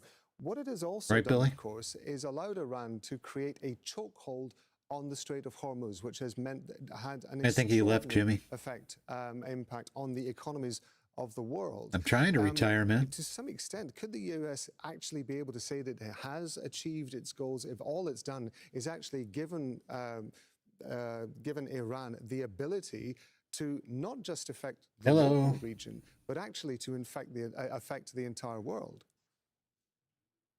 Well, I don't think the United States has given Iran the ability to choke up on the Strait of Hormuz. I think Iran had that inherently, and that was always a weapon in their arsenal. But I think that there's more also bots goes than to show, people on social media what Iran's nowadays. True intentions are. Iran is absolutely set on destruction. They have an unfriendly relationship with their neighbors. They have a desire to destroy the United States. They have a desire to destroy Israel. And so at the end of the day, the problem is with Iran's policies and their desire to destroy America, to destroy America's friends and allies in the Middle East and the Gulf states. And that's what Iran is going to do. And so at a certain point, you just have to ask the question, can the United States tolerate living with Iran? They're welcome to have those views as long as they don't have any ability. The narrative to kept impose changing their will on anybody else. And so the United help States the is getting people, very give them close freedom, now to the point where, stop the nukes. Iran has chosen to maintain those views. Now it's all about we're going to nuke them and take the oil. I think President Trump would like to see a regime change, but they will potentially exist now in perpetuity with those desires to harm their neighbors, but with very few threats. Yeah, regime change. Potentially trying to shut You're down not getting the Strait of regime Hormuz. change. Now, if the conflict ends and they still try to do that, I think the Gulf states are very likely to band together and try to find a solution to reopen the Strait of Hormuz. I bet there is a lot of money behind bots, Trace. It hurts Europe, it hurts China. Mr. George, you're back. The United States. Osama, just a final one to you. We have about 90 seconds or so, but I just we want were to get just an idea talking about you. Of how you feel I thought you with regard left. to Did you like and subscribe yet? Goals that we have between Israel and the United States, because as Eli was just describing, the U.S. they have bunkers. We don't. That it has been trying to achieve. We know that Israel's goals are different and more long term. Is there a risk that even if we do get to a point with the ceasefire that Pakistan is putting forward in whatever form, that it could be derailed by Israel in the same way that there have been allegations that Israel has been attempting to derail nuclear Why does a year matter? But I what think you year? have to look back at the history of what Israel has been doing, whether it was the possibility of a breakthrough in talks when Israel attacked Doha here in Qatar for the first time. You look at the assassination of Ismail Haniyeh in Iran when there was the possibility of talks. And then you look at the assassination which happened in Iran when there was some dialogue which was being talked about by all sides. So 1760 Israel, I think, has been very consistent in what it wants. It wants regime change. It wants an annihilation of Iran. It wants to continue to expand its territory over Lebanon and other places as well. But what we're seeing from the United States is a change in goalposts, which started off with regime change, ballistic missiles, a complete surrender. Poor, dirty, and filthy now pigs. Sending them back to the wiping off a civilization. So it is a difficult goalpost to manage, and that is why you're seeing all of the allies that have traditionally been allied with the United States falter on the wayside. We're just going to leave it there, but I appreciate it. Osama bin Javid El Abrama, thank you very much indeed for being with us. At least 3 people were killed after several explosions I think you're right, in Jimmy. Iraq on Tuesday. 5 others were injured across the capital Baghdad in rocket and missile attacks. The U.S. Camp Victory base was also targeted by drones. And this comes after officials said angry protesters stormed the Kuwaiti consulate in the Iraqi city of Basra. Mahmoud Abdulwahid is live for us in Baghdad. We're hearing about these explosions in What is Baghdad, wrong with and of course, America? the A consulate lot. in Basra has been stormed. Mostly What more do we know? Trump and Trump supporters. That's what's wrong with America. Rob, Mostly. another night of attacks and counterattacks. The latest spate of attacks targeted the Victory camp or base. This is the military base that is part of the Baghdad International Airport. Right, A Sasa? number of drones and projectiles He left, he came were back. intercepted in the skies of Baghdad. Some of them landed inside the base, causing material damage and fire. Others were shot down, and they fell in residential areas across Baghdad, causing 2 deaths and several other injuries. Now, the counterattacks by U.S. airstrikes, according to security sources belonging to the Ministry of Interior, targeted locations and headquarters of the Popular Mobilization Units in several areas in Al-Taji, north of Baghdad, and also in Abu Ghraib, west of the capital, Baghdad, causing several injuries among Popular Mobilization Units personnel and also material I agree, damage, including Jasmine. ammunition depots. Also here in the capital, Baghdad. Yeah, I saw it on Blue Sky. Belonging to the Al-Nujaba Brigade. It's which is just a one of the rumor. Iran-aligned armed groups. Just a post from somebody who's got a blue check mark and according to security sources, is an independent media causing source. fire in the headquarters. In Basra, south of Baghdad, the Kuwaiti, Once again, there's nothing the Kuwaiti confirmed. consulate was subjected to it was stormed by Iraqis, angry protesters that followed. How soon would Iran have airstrike that nukes, targeted Mr. a house George? and killed 4 Do we know? Iraqis in the southern city of Basra. You have to take Many Trump's word people for it, of the- right? Or those We're not gonna angry do that. protesters who tried to storm the consulate in Basra believe that their strike was initiated from Kuwait. Many here believe that Kuwait hosting U.S. military bases. Yes, he which did is last also year. part of the campaign targeting locations in Remember Iraq when Trump and said, Iran. had his press conference and said we completely and totally obliterated their nuke program, and anybody who says otherwise was fake news. And yet here we are. Threats to strike energy infrastructure. Officials say millions signed up nationwide, though the figures could not be independently verified. Images show people gathering at key sites, including Bushehr, Tabriz, and Mashhad. And recovery teams rushed to several sites in What about Iran North to Korea? cover They the haven't. US-Israeli attack. One of the What about strikes hit Israel? a They're Jewish crazy. They synagogue. haven't. Iranian media reports the building was We don't do completely anything about them. destroyed and Torah scrolls remain under the rubble. Alec Hashem's been to the scene. How many American kids are you willing to sacrifice, Mr. George, to ensure that they don't get nukes? Many attacks. How many at the, body bags you willing to purchase? The Iranian capital. Since this morning, there have been attacks on the airport, Mehrabad airport, also on different areas. People are trying to find out whether there's anyone around on the rubble. Also, there are many people who live in the area. No, he's Russian, you think? I thought he was just They illiterate. targeted it because they don't want our friendship or coexistence with the Iranian people to continue. Maybe they hit it so that we would be afraid and stop coming to these places. Because throughout the 12-day war and over the past 38 days until now, our synagogues and schools. Oh, not your everything blood, though, has right, remained George? Open. None of Not our yours? places had been closed. But you're willing to sacrifice thousands of American kids at the altar of your weird orange God king? Really? check what's left. Fuck off. At the end, it's just a reflection of what's going on in Iran on a daily basis. Ali Hashim, Al Jazeera. Well, Trump likes to bomb schools and kill kids, so yeah, I did. This hour. With less than 2 hours to go before U.S. President Donald Trump's deadline for Iran, there is hope for a pause in fighting. U.S. President Donald Trump demands all right, guys, half hour left. To end the war, Then I'm out for the night. Civilization will die. Unless Trump does actually do something completely stupid, then I'll come back on. 2 weeks. Iran's ambassador to Pakistan says talks. Nobody cares, George. Forward. Nobody cares. Says President Donald Trump is aware of Pakistan's proposal for an extension. American people do not want kids coming home in body bags. They don't want boots on the ground for Trump's bullshit war. Across Gulf countries, Saudi Arabia, Kuwait, and the UAE have warned residents of incoming threats. In Qatar, 4 people were injured from debris after interceptions of Iranian missiles. Now, with the war in Iran at risk of seeing a major escalation as Trump's deadline for a deal looms, the conflict's causing intense political controversy in the U.S. This is America.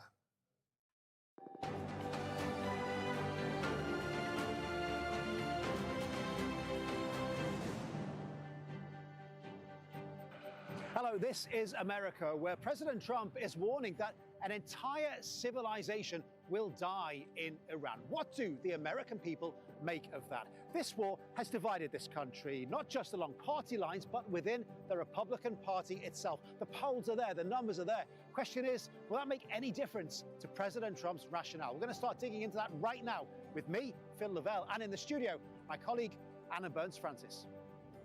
Thanks, Phil. As the world waits to see what Thanks, Jason. happens next Like and in subscribe, Iran, buddy. Americans fall firmly divided over the state of their republic. Kimberly Halkett will be joining us from the White House in just a moment, and Richard Gaisford is live for us in Washington, D.C. It's not just concerns about being stuck in a Maybe, foreign Jimmy. war. Fuel prices are at a 4-year high, and looming fertilizer shortages will impact food security. The economic fallout is threatening to cast a shadow over November's midterm elections. And while a good result for Republicans would be a good that's result not good, for the Salsa. president, a bad one could lead to catastrophic outcomes, both personal and political. Seems ill-advised, ill-organized, and I don't even know what the word is. Very dismayed, very concerned. We don't want a war, we want a peace. Yeah, Trump doesn't care about military targets. Peoples around the globe, right? I don't think it's the right decision to go to war, but I realize that that country and that regime had its problems, and we need to maybe not rush to action, but action needed to be taken at some point. While there are a lot of people that are happy about the idea of that regime being wiped out, the way it's being done, I don't think that was the intention. At this point, the majority of Americans don't even think the US should keep going in the war, despite it so far failing to achieve its stated outcomes. 66% Yeah, they're going to say get worse, they want Justice. out now, Everything's going to even get if it worse. The means price at the US pump, does not achieve everything all you its pay for goals is going in to Iran. keep going up. If But Trump despite the escalates majority of this, the what do you public think's going to calling happen for to an oil end the prices war, tomorrow time morning? and time again, Donald Trump has repeatedly threatened escalation. They're going to have no bridges. They're going to have no power plants. War crimes, war crimes, Stone Ages, yeah. war The crimes. entire country can be taken out in one night, and that night might be tomorrow night. You've had We're several going weeks to of hit nights. them extremely hard over the next 2 to 3 weeks. We're going to bring them back to the Stone Ages where they belong. Thank you, Sasa. I appreciate that. We found 60% disapprove of US military strikes against Iran. While Republican support stays strong, the number of Democrats in favor is in the single digits. So, how does this all play out where politics and public opinion You don't like your coincide? government over there, We're with Sasa? Richard Gaisford, who's at Eastern Market in Washington, D.C. I But thought you had first, a pretty let's go to good prime Kimberly Halkett, who minister. joins us Maybe from the I White could be House. wrong, Kimberly, though. I don't live there. President Trump's public messaging on Iran, is that rhetoric ramping up? There's Yeah. no question that Bibi, that is the other what war is criminal. the view of some top Yeah, Democrats right, Ryan? in the U.S. Senate. In fact, so much so, given the incendiary language of the president, That's why he keeps that has tacos. prompted Senate Yeah. Lots of Democrats to tacos in the issue a White joint House. statement condemning Donald Trump's threat to extinguish the Iranian people. top Democrat Chuck Schumer saying that it is sick, and every Republican in the U.S. Senate who fails to help vote to stop the war owns every consequence of it. Another Democrat, Chris Murphy, calling this morally wrong, and Democrats should say this loudly.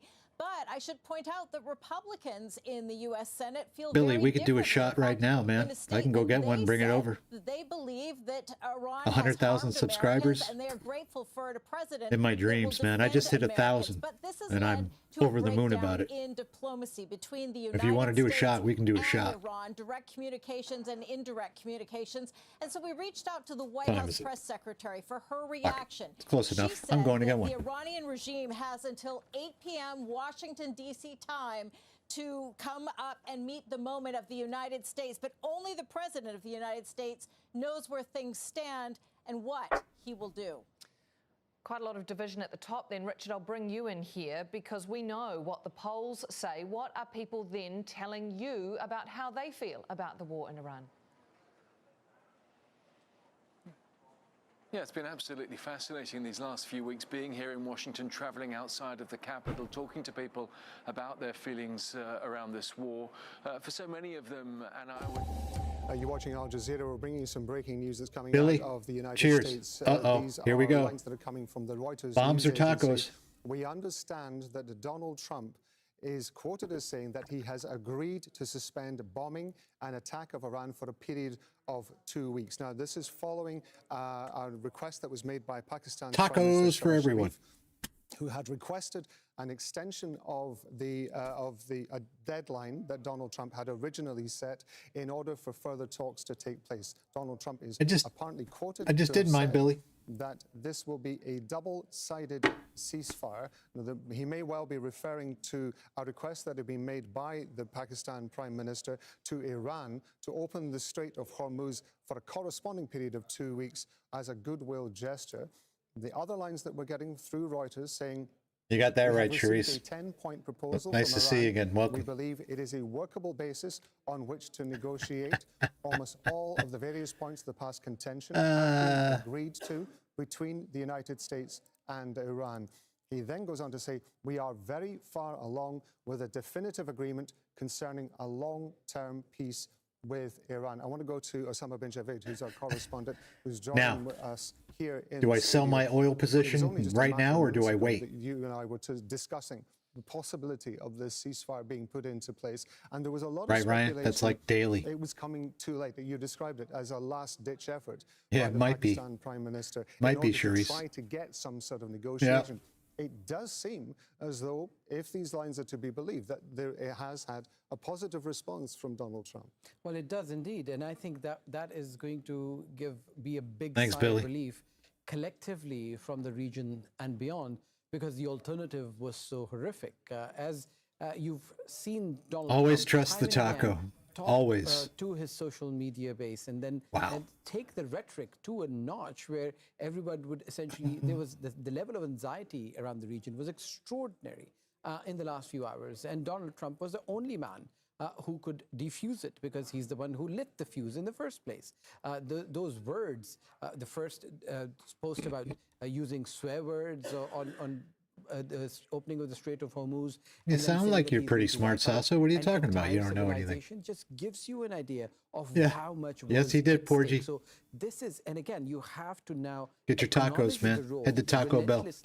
That was played by the mediators. I don't know, Ryan, right? Who could have seen it coming? Speaking to officials in the last 72 hours, they've been telling us on how uphill this task was. It's possible, Juanita. It's always possible. The Iranians and the Americans, because they were essentially talking about egos, not regular diplomacy. I want to just leave it there for a moment, because I do want to go to Sell when Trump calls CNBC in the morning, right? As I say, Mike, we're just now I got to keep an eye on things. That are coming out. Are you able to confirm? I'd like to make a few bucks on this. We cannot confirm as yet. There's been no formal statement out of the White House. Obviously, these lines have been coming out from Reuters within the last few minutes. We are waiting to hear formally. But if it came out of Truth Social from Trump's account, it's official. You don't need the White House. Due to make a decision at 8 p.m. That's in just over 1 hour's time. Oh, yeah, of course, Sasa. Of course, it's all about market manipulation. Very, very important. But first of all, that President Trump is reported as saying he will suspend the attack on Iran for 2 weeks. This is an absolutely critical issue. He says now watch. That he oil falls overnight. Proposal he received Stocks from go Iran up. is a workable basis on which to negotiate. So it's going past what is an apparent ceasefire here. It's going towards the nuts and bolts of a possible negotiated lasting solution. We also hear via Reuters President Trump saying that a 2-week period will allow agreement to be finalized and consummated. He then continues, or is reported to continue, we are very far along with a definitive agreement concerning long-term peace with Iran. Now, the key word there is definitive. All of this coming, as I said, just little I wanted some action, man. We got to get some juice going in this war. This is no good for content. We will try and get all this peace talk. Confirmation from the White House. Perhaps we're going to get that formal confirmation from the president himself. Just to stress, what we are reporting here are lines that are coming out of Reuters reporting how they got these particular points. Not clear at this moment, but we will definitely find out exactly what the source is, or confirm that these are the words of President Trump. Yeah, $1 billion a day. Yep, you got it, Johnny. No, thank you very much indeed. I want to go to Mohammed Vol, who's joining us from Tehran. One of the lines that's coming out, Donald Trump saying that this is going to be what he's calling a double-sided ceasefire. We know that Pakistan's Prime Minister has made a request of Iran to open the Strait of Hormuz for 2 weeks in order to... Of course it's an Epstein distraction, Sharice. Goodwill gesture. Is there any reaction isn't everything? Comment was deleted by early to talk about the reaction from Iran, but even for us journalists, we are still reading these lines by Donald Trump and trying to understand them fully. Even though there's a ceasefire, supposedly, Johnny, I mean, it's not oil prices are still going to be whether he's high. Already going on since the beginning of the war entirely, or he's suspending fucking or Elon. he's extending the deadline for that ultimate destruction of the power plants. I mean, I think it is the first option. So Iranians are going to read this, maybe read it again and again to see between the lines, and also to read what is clearly there written. And they're going to look at it and probably going to react it in the next hour or so, or maybe longer than that, because the Iranians are, again, let's remind everyone and ourselves that the Iranians have always been talking about lack of trust. I agree, Leon. They don't trust Donald Trump, and they don't. Nobody should trust Donald Trump. Seem to be ready, at least from what they have been saying. None of his wives trusted Donald Trump. To take his words at face value, but this is a serious offer tonight. And yeah, Sasa, you might be right. What's Bibi going to do now? Bibi wants Iran wiped off the face of the earth. He's going to plunge the country into darkness, because it's going to affect the electricity grids in the country, across the country. So this is a serious moment in this war, and the Iranians, I suppose, are likely to take it seriously and look at it and respond to it. On the East Coast, Mick, it's moment of 15 minutes to 7. It's too early to talk about an official reaction from Iran. But just a while ago, before these lines came out, they were talking again and continuously about defiance, readiness for peace, but also readiness for war. We have seen people taking to the streets, and we have seen statements from almost every single field commander talking about only the option of war as the only guarantee for the Iranians, the only thing they can control, and the only thing that they think will serve their purpose. They have been talking about the other side being the one that is in desperate need for the ceasefire and in desperate need for a deal. They think that Donald Trump is stuck in a quagmire because of this war that has been imposed on him and imposed on the region in general. And he's more desperate for a way out of this war than the Iranians themselves. They have lost a lot in this war already, and they think they can continue because they believe they have what it takes militarily and also the resolve of the nation to suffer any amount of destruction and loss in order to go until the end, and in order to make sure that this war is not going to end in a final defeat for Iran and the situation where it can continue to be bombarded even after a ceasefire. We have seen that in Gaza. We have seen that in Lebanon. And those are strong lessons for Iranians here. They believe that Iran should not be subjected to the same kind of Brent crude ETF is already tanking. Across the Middle East when tanking. Israel and another party to conflict are involved. And that's I don't know if I should buy more or just bug out. The country will be continuously bombarded after a ceasefire has been signed. Just very briefly, Mohammed, you mentioned, of course, there that it's still very early in the morning. Brent is down 10%. Response to this announcement that that is being reported to have come from Donald Trump. We have a Truth Social post that he apparently has posted. They're giving more details. At the same time, we're getting a line from Reuters saying that Israeli military says it's identified missiles being launched from Iran towards Israel. This is going to be a dangerous period, isn't it? Because until Iran is able to say officially that it agrees with this ceasefire, it is very likely that there will still be attacks going from Iran to other countries. Well, that's right. That's the problem. And also, I didn't mention Israel. Israel is the factor for many people here. Israel is the factor of complication and complexity in this situation. It's the elephant in the room. It's the party that hasn't been talking about peace. Instead, reports suggest that Israelis have been pushing hard that Trump doesn't agree on a ceasefire with the Iranians. And also about these missiles, we don't have a confirmation. That's my oil ETF the timing of crashing. those missile launches. Crashing to the ground. It's very understandable that the Iranian military is still not fully aware of this, and it is not even already an agreement. It is an offer, probably, seemingly by President Trump. We don't know whether this offer is based on an agreement behind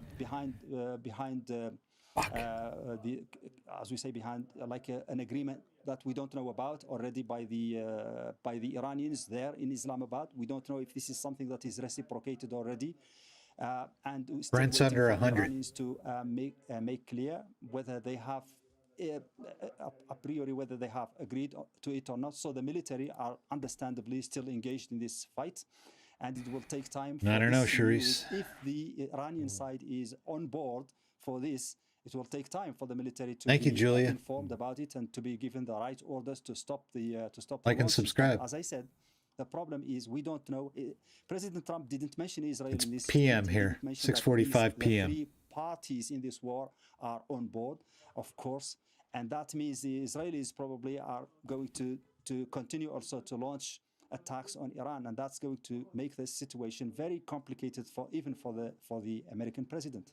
Mohammed, for now, thank you very much indeed. We're going to go back to Mike Hanna, who's outside the White House. So you were giving some updates on the little that you've been able to establish so far, because you're outside the White House. This is all coming from Truth Social. Do we have any more information? Well, yes, we do. We have the Truth Social report on the president's social media page, which is given added veracity by the fact that the White House has now formally posted it out, in which it is confirmed that President Trump has agreed to this 2-week ceasefire at the request of the Pakistani Prime Minister and the Field Marshal of Pakistan, Asim Munir. But there is a catch in it, a very important point that wasn't made clear in the original reporting a few minutes earlier. He says, agreeing to the complete, immediate and I hope safe tonight, opening of the Juanita. Strait of Hormuz. Those things are This hilarious. is one of the conditions for the ceasefire that the president has just Good night, Cornish expressed. man. Thanks for showing up. This Appreciate is very it. important because Have a President good Trump night. is saying, yes, I have agreed to a 2-week ceasefire on condition that the Iranians immediately open the Strait of Hormuz. He then goes on and makes clear that this is far more than just gold a temporary bounce too, Ryan. ceasefire being envisaged. It is, from Gold his and social stocks. media post, the possibility of the beginning of a longer negotiation process. Treasuries. Because what he says is that the U.S. has received a 10-point proposal from Iran, which it believes is a workable basis on which to operate. And he adds, a 2-week period will allow the agreement to be finalized and consummated.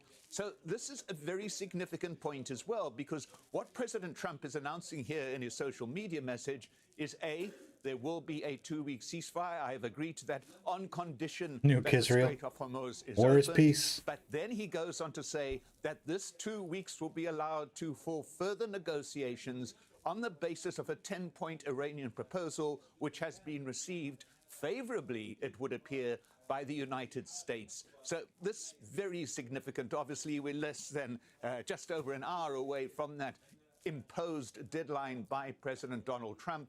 And here he is now saying that he has agreed to this 2-week ceasefire on condition that, I keep on stressing that point. Mike, for now, thank you very much indeed. Mike Hanna there outside the White House. Let's come back to Osama bin Javed here in the studio. Mike was giving It is disgusting, Ryan. I wish I had gotten a heads up on this oil move. This is conditional. I would have sold a couple hours ago. That it will open the Strait of Hormuz. What was interesting to me, and I just briefly, if you don't mind, he was talking about this 10-point proposal for Iran. They've had that for 2 or 3 days, and all of a sudden, just an hour before this deadline, he's saying, actually, this was a very good plan that we got from Iran, and we can build on it. This is because he tacos. And so on. Just talk to us about where you think these negotiations actually have been in reality. Well, I think what is the most important part of this is essentially Trump backing off of the ledge that he'd put himself and the rest of the world. Now, everything else is semantics, which can be worked out. What the Pakistanis had been working on was to bring... That's always a possibility, Sharice. ...off the ledge, off of this extraordinary... Which makes me confused. Do I sell out of my position or do I hold it? I don't want to take a loss. Was going to hit all of the sites, including bridges, railway stations, nuclear sites, power plants, ports, everything that is required for the Iranian people. This is not things that are controlled by the IRGC. And Iran, in return, was going to hit everything in this region, including desalination plants. But John, it was Trump that agreed to the ceasefire. On supplies all day, getting water and basic supplies in, asking questions about what happens. Thank you, if there Sharice. is a radiation I will hold. fallout off of this. So a social I'm up like 3-4% right now, Ryan. Everybody on edge, and he had the power to bring them off. Now, the maximalist positions for both sides still oh my stand. God! Yes, it's fallen again. I'm up 1.5%. To say, well, the Strait of Hormuz is open for business, apart from the people who are our enemies, and they'll still have to get our permission. You've seen them in the last 48 hours talk to the Omanis about finding out a mechanism with which they can man the strait. You've heard from right now it's at 48 even. Want to be in on this. I bought it in at 47.29.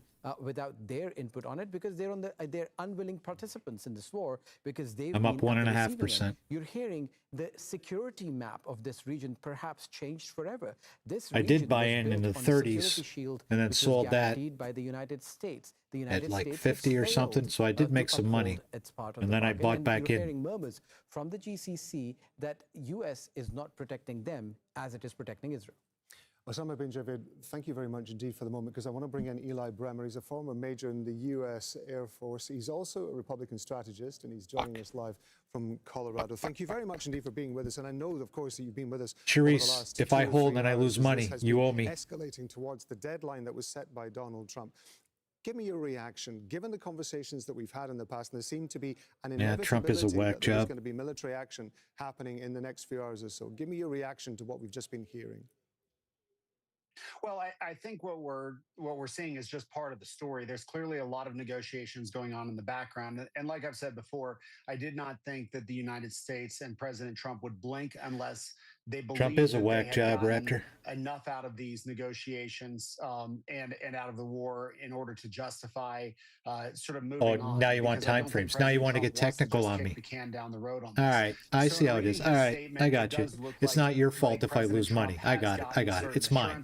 Right? Is that what you're saying? Has agreed to reopen the Strait of Hormuz, which is their main, the main thing that they can actually do to inflict pain on the United States politically and on the rest of the world economically.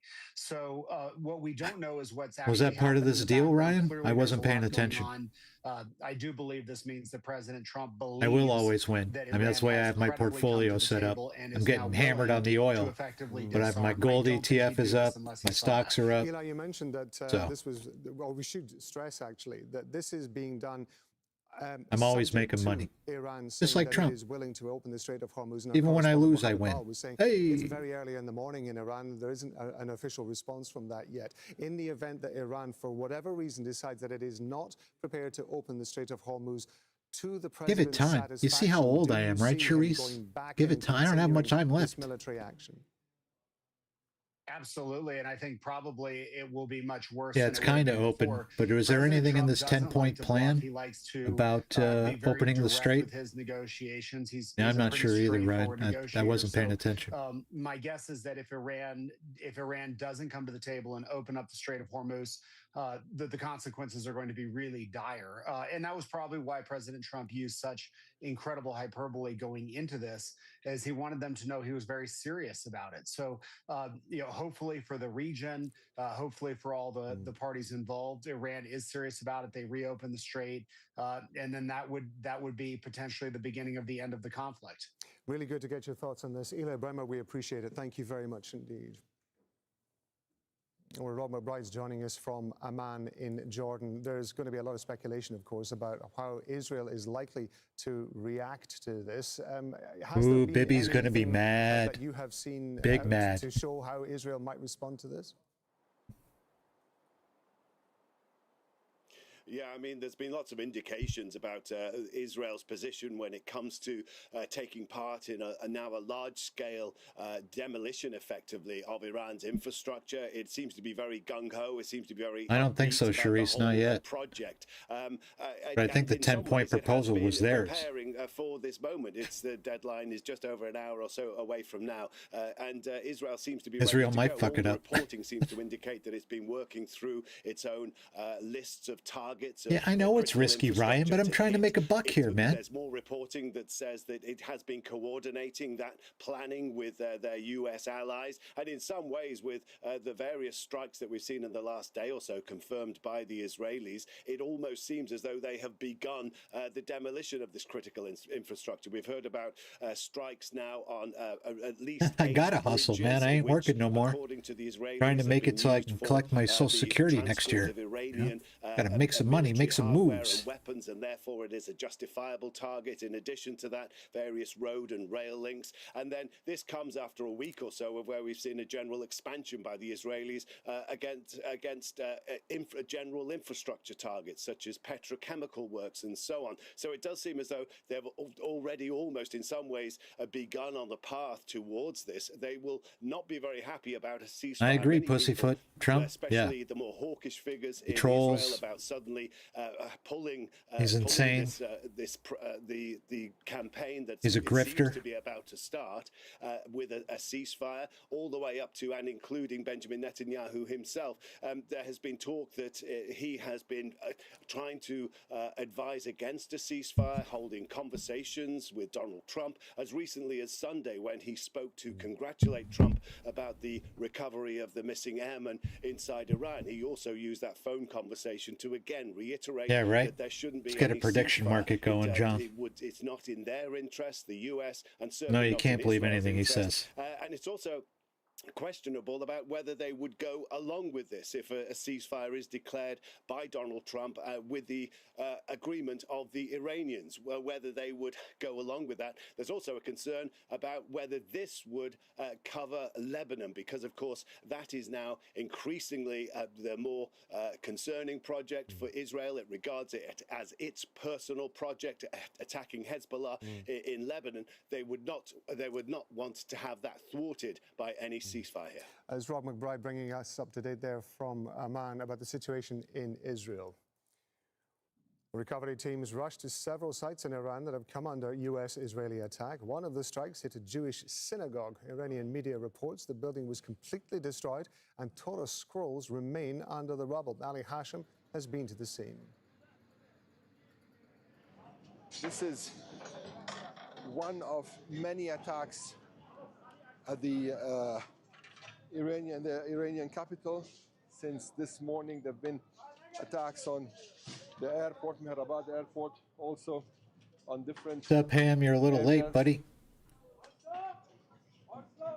People are trying to no, Ryan. find out whether there's anyone around. I just bought some shares of BNO. Also, there are many people who I got a gold live in the ETF. area.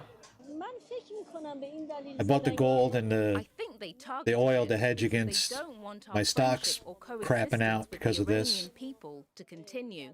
Maybe they hit it so that we would be afraid and stop coming to these places. Ah, Because thanks, throughout the Charisse. 12-day war and over Well, the we'll see if past that 38 happens. days until now, our synagogues and schools, everything has remained open. None of our places had been closed.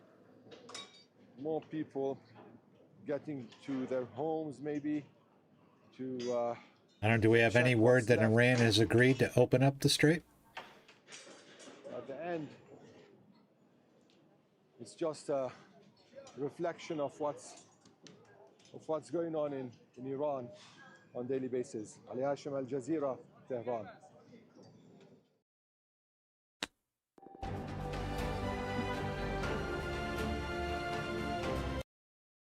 All right, guys, that's it for tonight. I'm done. Thank you all for showing up. Thank you for subscribing. The chat was popping off tonight. I'll be back again tomorrow at 1 o'clock. All right. Love you all. Have a good night.